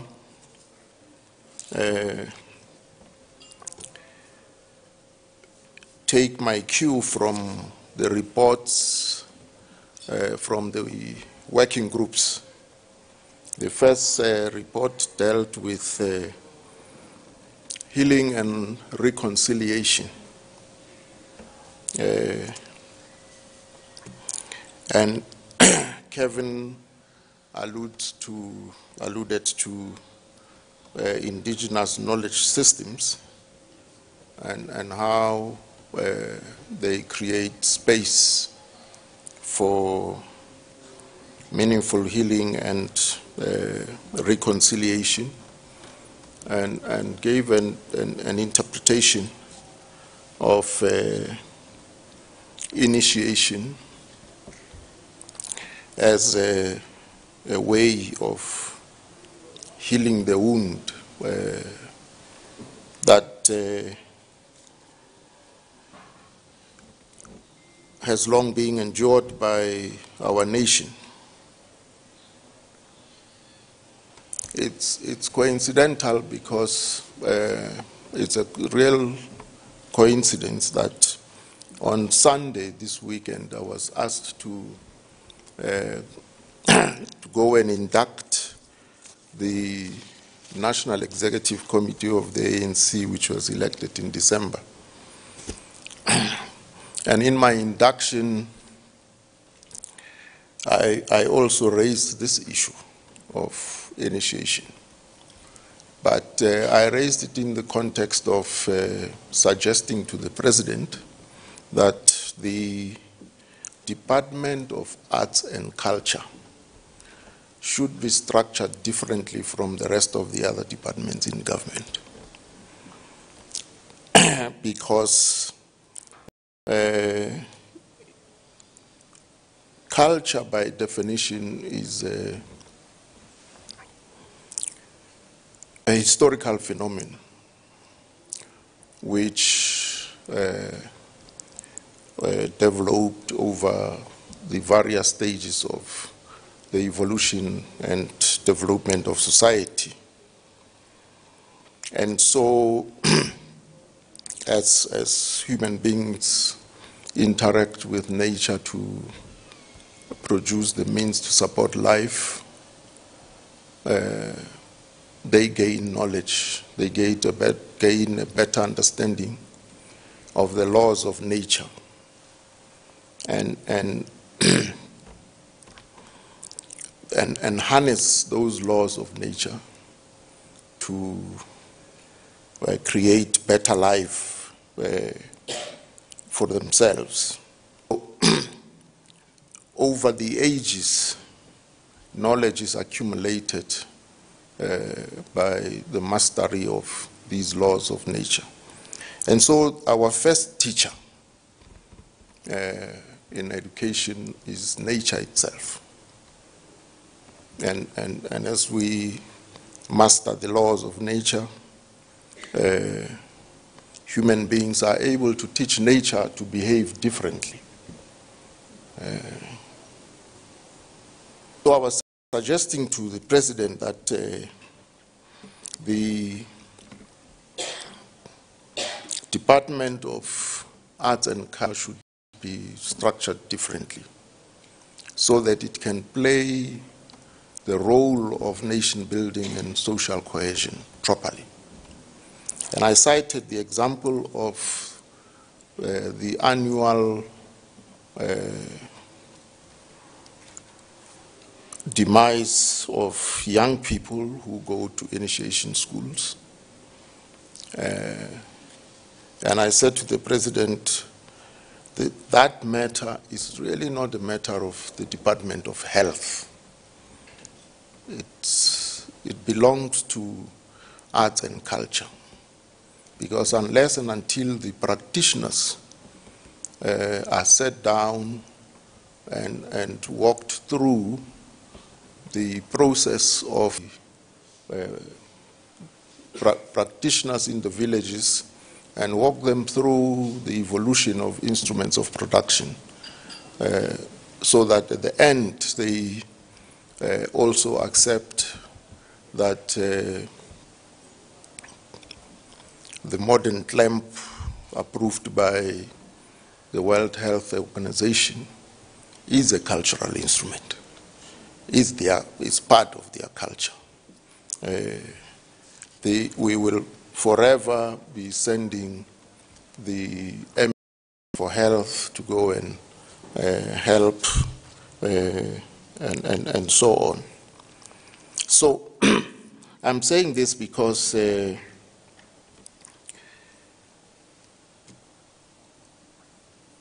knowledge which gets formalized and taught in schools is not really the preserve of the school classroom. It's also part of culture. Education is part of culture. And I draw these lessons from our own experience. When we were in prison, we were a community of people, who a good number of our fellow prisoners who were totally illiterate, could not read nor write. But because they are adults, they had their own world of experience.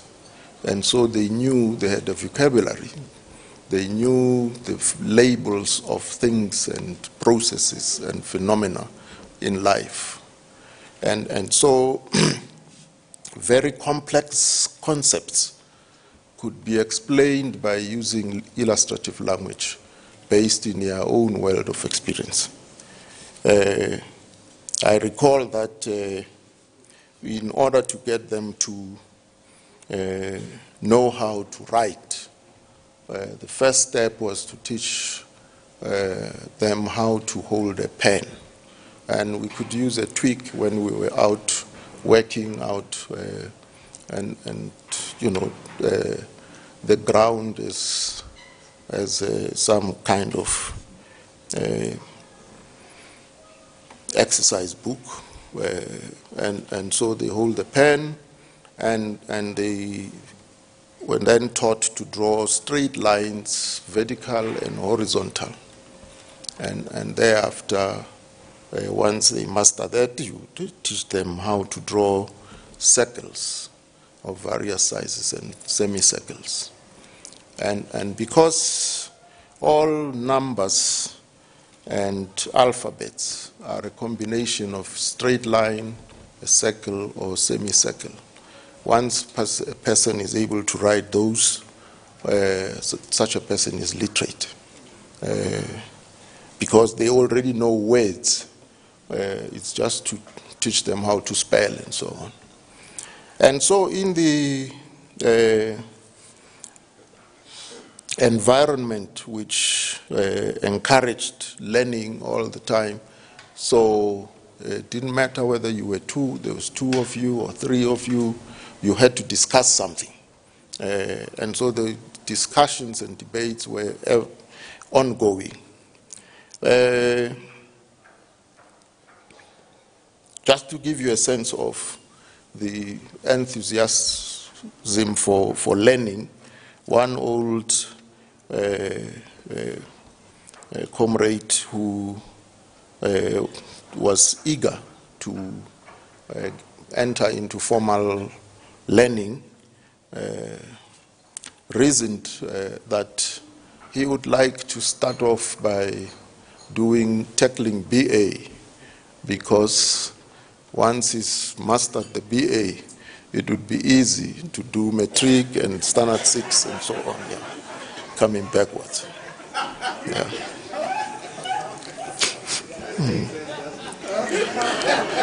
Yeah.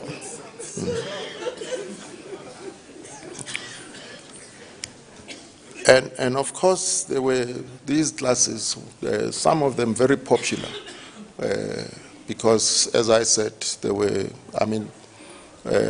people like Seretse Chwabi, who had a master's in philosophy, And so Seretse Chwabi could prepare a lesson on why society does not need organizations.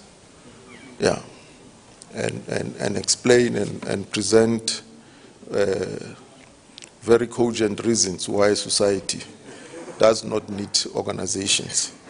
And then 2 months down the line, he presents a powerful lesson on why society needs organizations. Yeah. But one day his classes, literacy classes, were very popular, and one day he delivered a lesson on the universe, and explained that the sun does not move.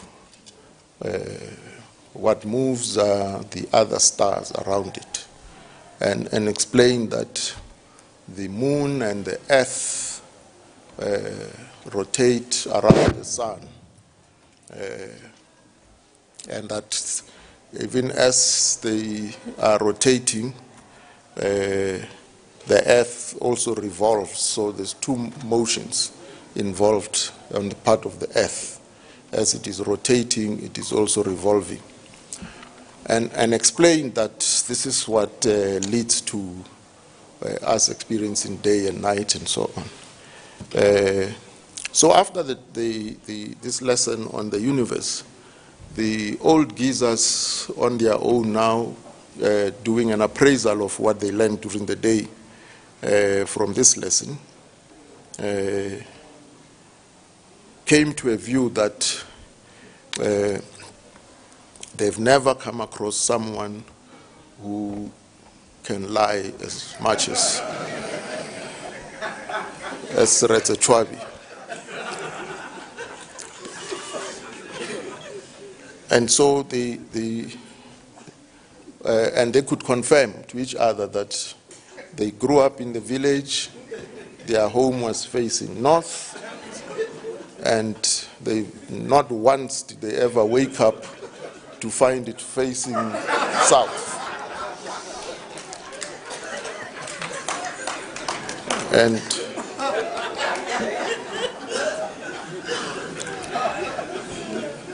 And so they confirm, all of them corroborate that, no, we trusted this comrade, but no, today he's really fed us a yarn.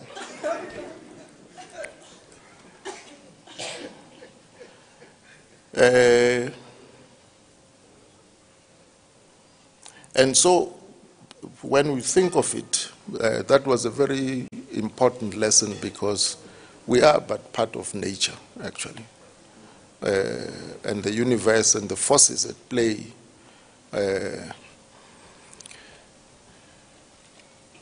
which creates an impression that there is no motion, because the central lesson that Seretse was trying to convey was that everything is subject to motion.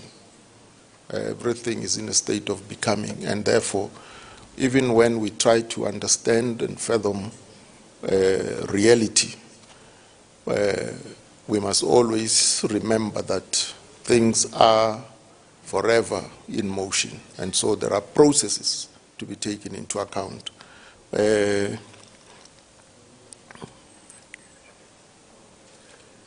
So this need for healing in our situation is of critical importance, and that's why if we had a Department of Arts and Culture properly structured, with the capacity to go out, sit down with the people in charge of, and the communities who practice the male circumcision, we would have none of these young people dying in those initiation schools. because there will be an understanding that this is about passage to manhood.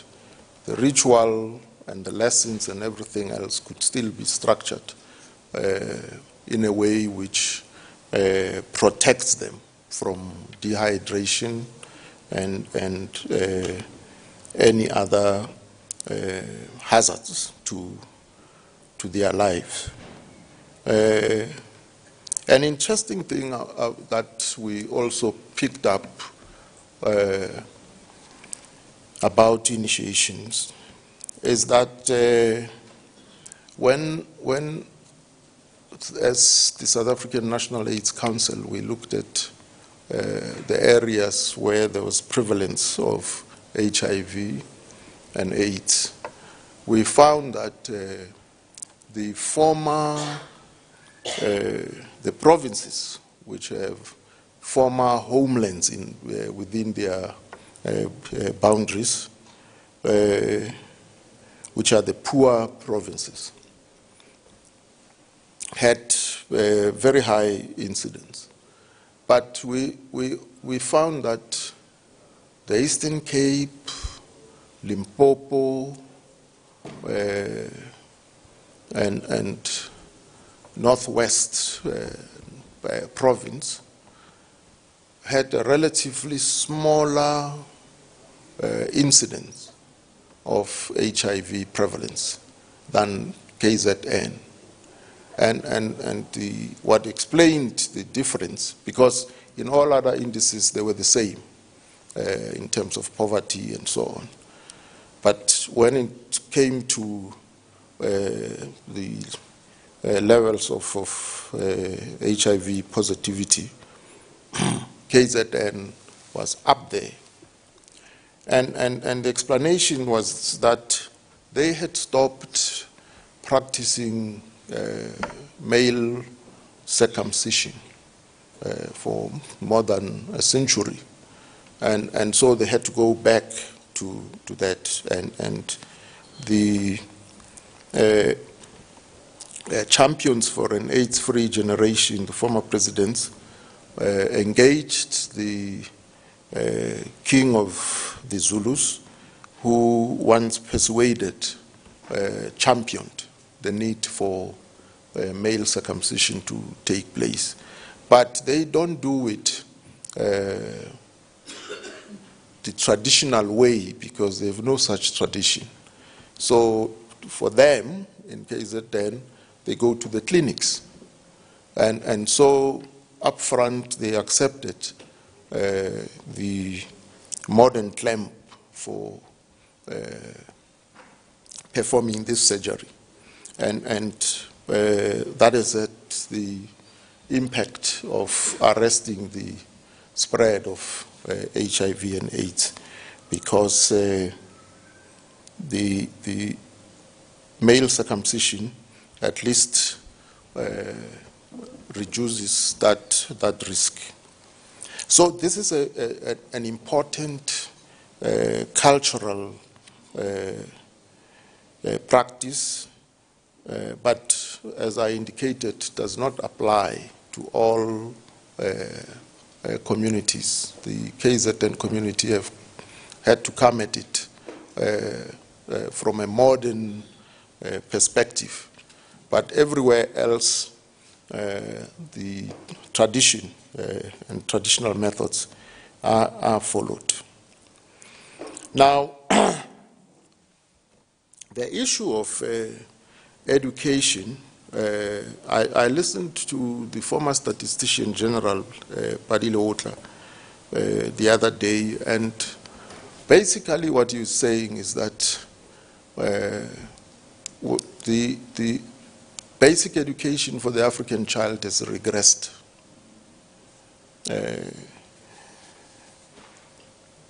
And he says for the white child and the Indian child, it's doing very well. So the problem is with the colored community and the African communities. There are historical reasons for that, but history only gives us context. We shouldn't be prisoners of history. the problem confronts us now, here and now, today, and we must find solutions to the problem. And unfortunately, the government suffers from short-termism because each administration is in for 5 years, and the minister deals with issues that admit to resolution within 5 years. And so education, basic education, and the training of teachers would take slightly longer than a single term. But with modern means of training and so on, I think the time can be shortened. If we really get obsessed with the task of addressing this problem of basic education, and it affects the majority. The Statistician General says at grade R, enrollment is about 96%. And he says, however, if you track that cohort of learners over 12 years, only 22% go through grade 12. So there's a huge loss of young people. And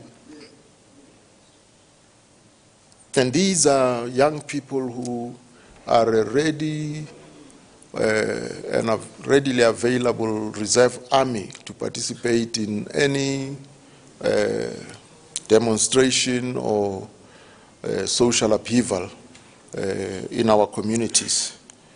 So we've got to do whatever we can do to address this problem. It entails teacher training, that we need to find ways of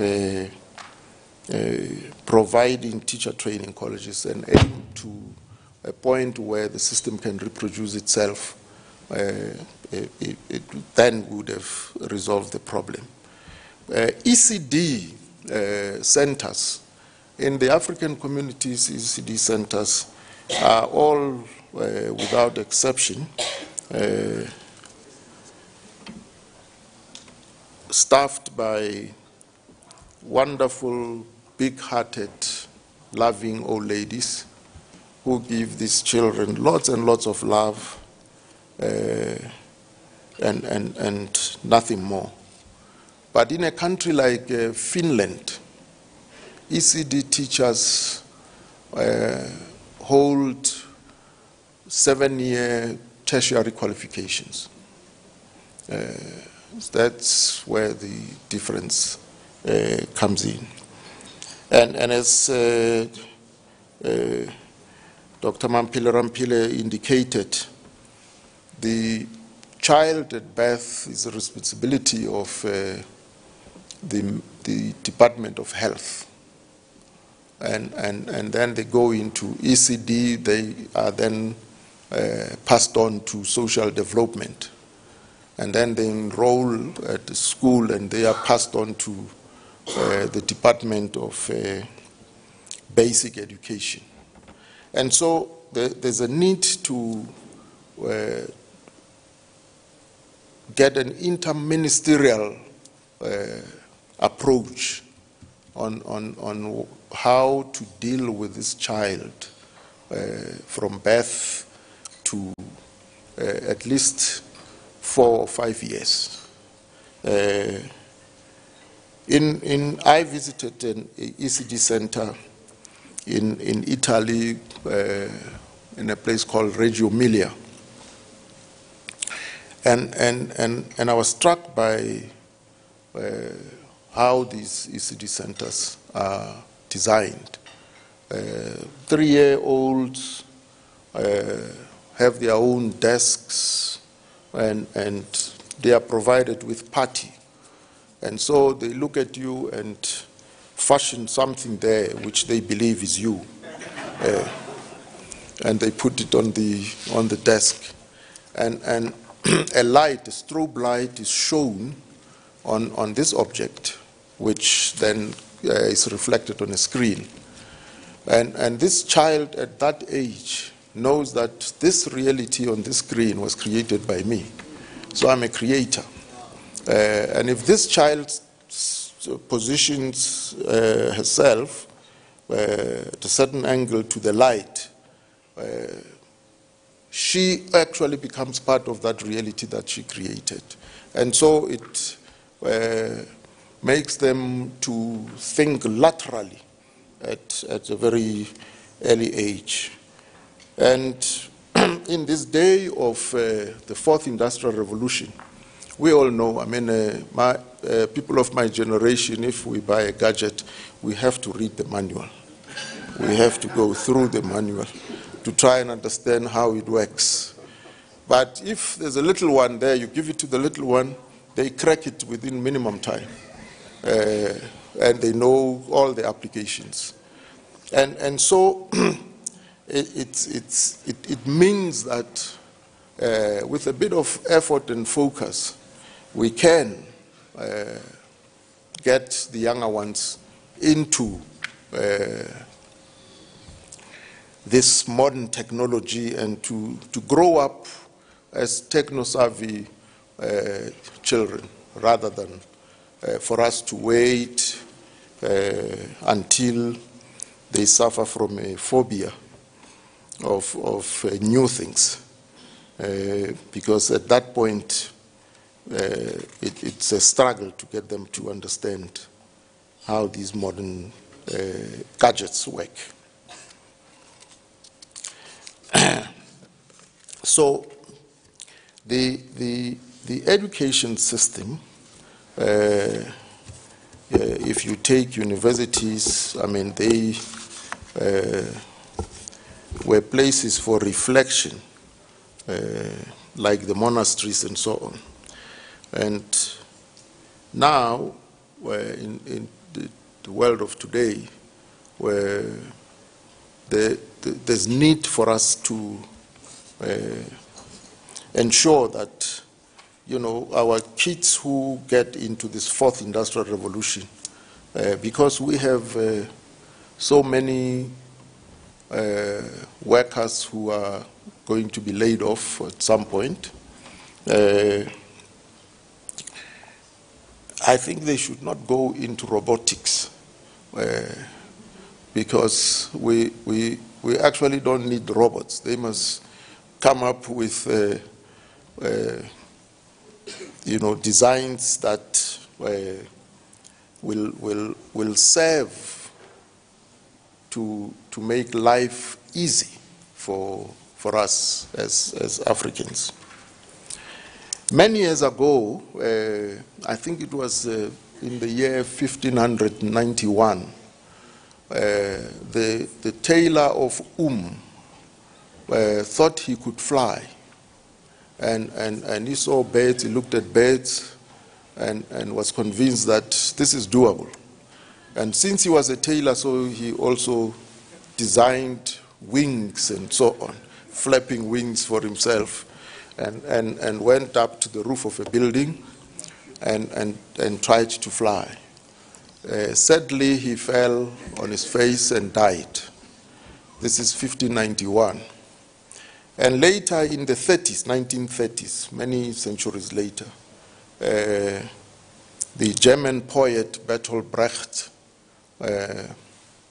paid tribute to this tailor of and said, well, you know, he was right.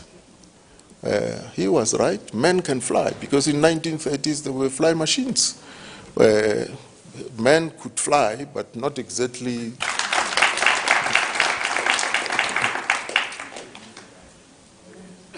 What we imagine may not actually be actualized, and it's a reality that as society will be able to attain. Now, the challenge of economic transformation, in a sense, also speaks to the question of with them. And the idea is that at some point they pull out and these young people can carry on with the farming. So there's lots of goodwill on how to address the land question. The problem with hearings to consider whether Section 25 of the Constitution needs to be amended or not. So it's a debate away from the land question, when in fact, what is it being used for today, what improvements were made on the farm, and you determine the compensation accordingly. It's not much of an ask, but for some reason we are not doing what we're supposed to do. We are now engaged in trying to come to a view that the Constitution needs to be amended or not. Yeah. It's a strange thing. I'm saying, if this were to happen, and then you have farm dwellers, people who've worked and lived on farms for ages, they need security of tenure so that they should not be vulnerable to be evicted from these farms. And then there are people who live in communal areas. There, again, the benefits of modern technology, you don't have to follow the long processes of surveying the land. Use GPS technology, and then you record that these people live here, and when they will participate,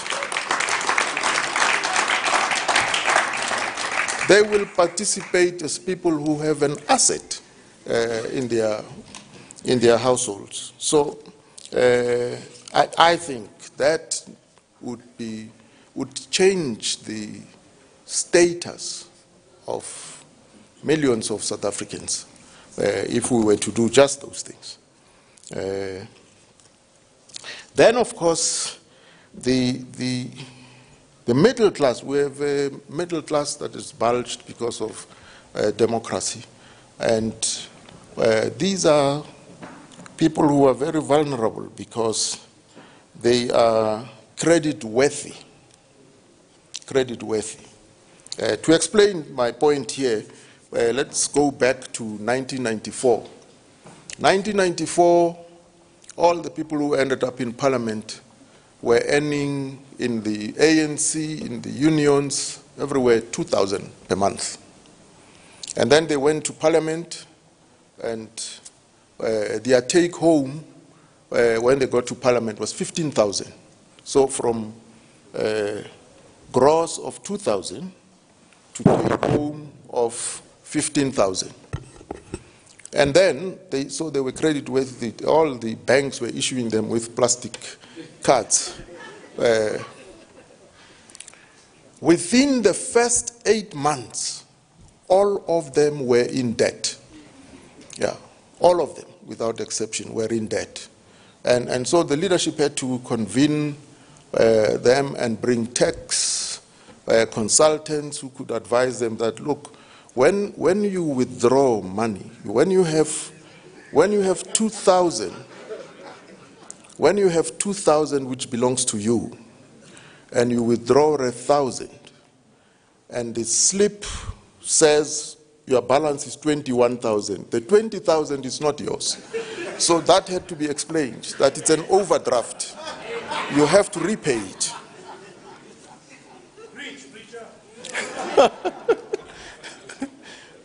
So in a way,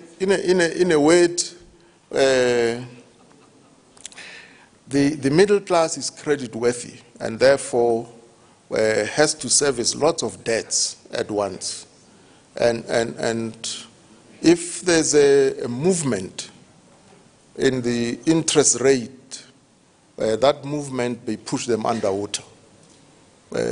So the fact that the biggest industrial company in Africa, Eskom, is in such debt, and that goes for other SOEs. And now the workers at Eskom say they have done what management has directed them to do, and therefore they qualify and deserve bonuses. And when management says, well, there's no money, they say, well, if there's no money, it's your fault, it's management's fault. So the risk here is if Eskom goes down the tube, this economy is gone. It's gone because electrical power is a lubricant. It keeps the wheels turning. So everything possible ought to be done to ensure that we get Eskom out of the rut and make it a successful industrial company.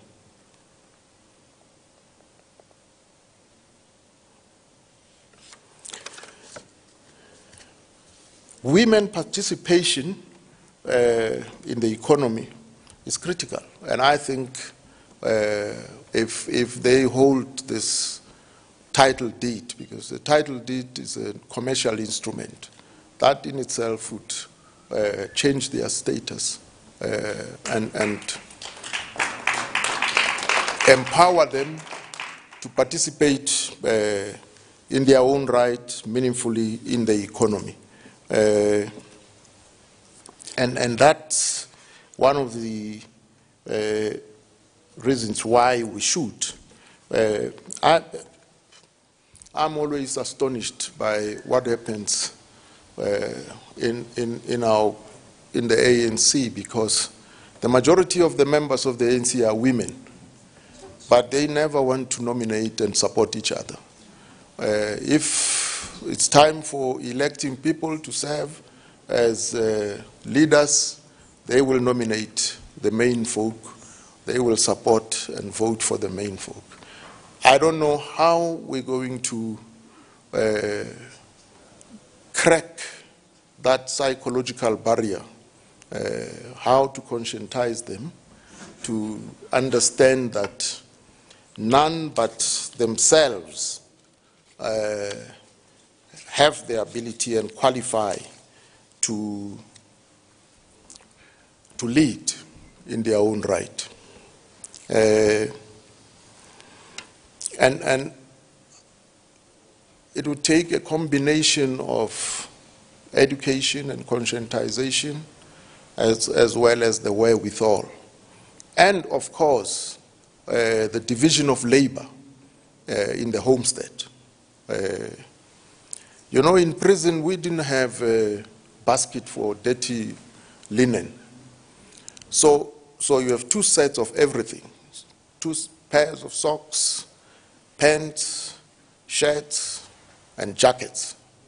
And on Robben Island, it rains incessantly from April to September. And you have to go out and work. And so if one set of clothing is wet or dirty, when you change, you wash that.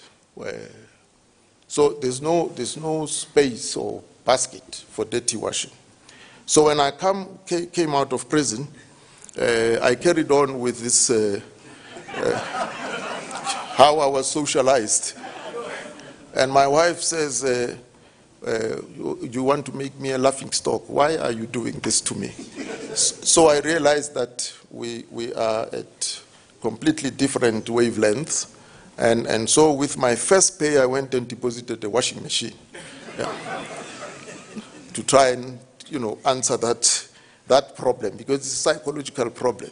I realized that it would take too much of an argumentation to make my point there.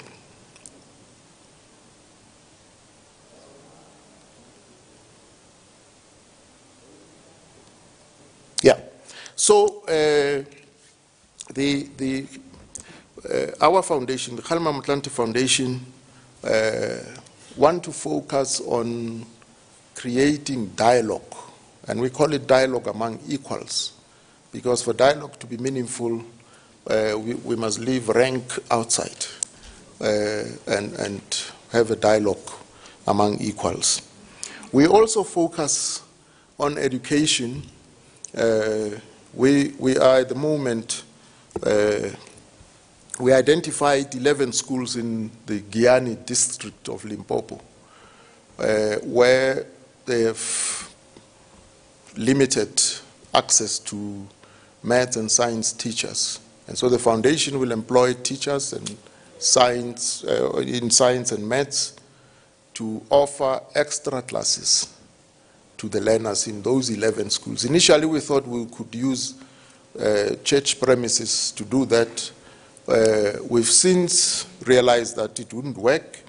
So we are now constructing 8 classrooms, an administration block, as a standalone in the central place, so that these learners can come after school to get extra classes and over weekends.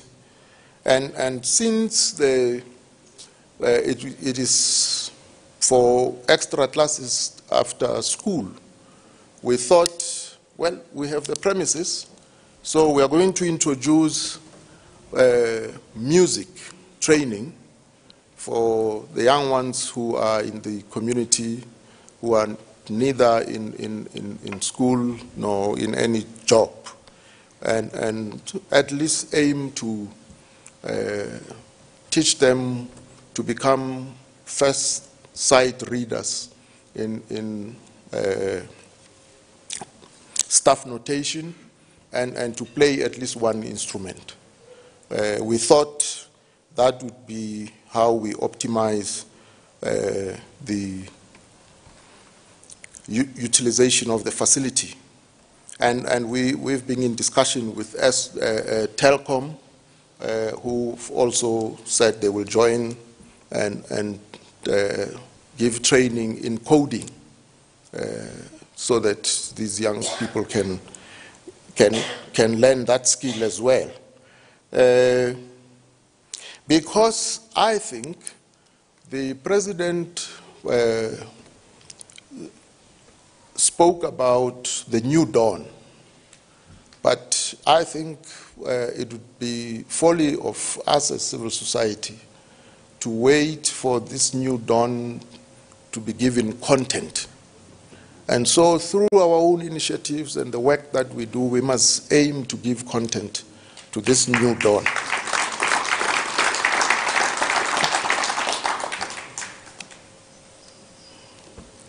I think that way we will be able to ensure that if the new dawn is found to be a sunset, it should not find us where we were yesterday. We should be somewhere else. Thank you very much.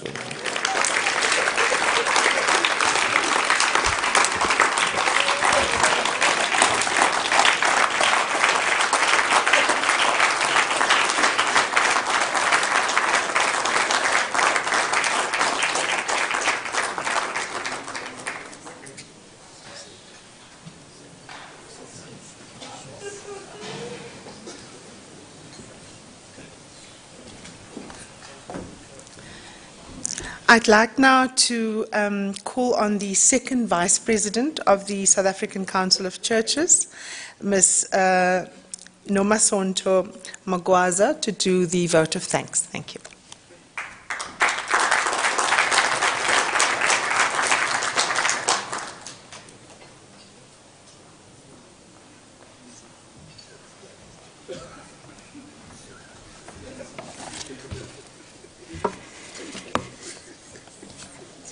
Very good afternoon to everyone.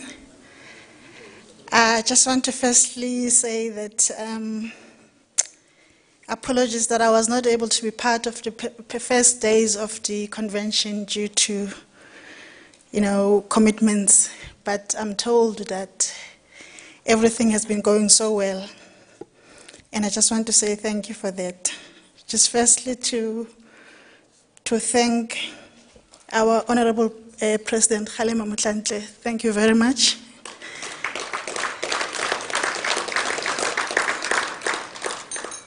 For making the time to share with us and to be with us. And just also to acknowledge just a few people that have made it possible for us to have this convention. At the first stages of the conception of the convention, it was quite hard because I remember that we had to, go back and forth, and Bishop had to do a lot of rewriting. But seeing this at this stage, I think it's wonderful. I think let's give just the vision of SACC a round of applause, and that rebirth and reimagining of South Africa is happening again. I would like to just to acknowledge a few people that have helped us to ensure that the convention becomes a success. And firstly, to acknowledge our Bishop Siwa. Thank you very much, Bishop, for ever being available. And also to acknowledge Bishop Mpumlwana for his hard work. And just to say that thank you for our moderators and speakers for this convention, and that is Mr. Ashraf Gada. Applause. Thank you very much. Ms. Yasmin Suka, the CEO and Foundation for Human Rights. And Ms. Judith Favish for the from the Mandela Initiative. And Kevin Bloom, thank you very much. Ms. Fezega Struman, thank you very much. Dr. Sihle Moon, thank you. Kugan Pillay. So you'll forgive me if I don't call your title, just, bear with me. Mr. Mandla Langa and Ms. Karima Brown, our program director. Thank you very much, ma'am.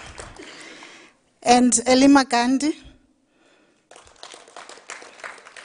Annelen Zimande and Ms. Sipho Mtati, Oxfam, Dr. Mampela Rampele, Mr. Tembekile Kimi Makwetu, Professor Wiseman Gushu, Professor Iva Chipkin, Mr. Andy Lesangu, Vuman Ngobo, Dr. Beth Vale. We just want to also thank our other stakeholders as well, the church leaders and the NGOs, the initiatives, and everyone who managed to make this convention a success. But I think most importantly is to thank the team that put this together, the team at SACC. We just want to say thank you very much for such hard work and commitment. And on that note, we just want to say that we thank you for participating and being part of us ensuring that we reimagine a better world and a better South Africa. Thank you very much. Thank you.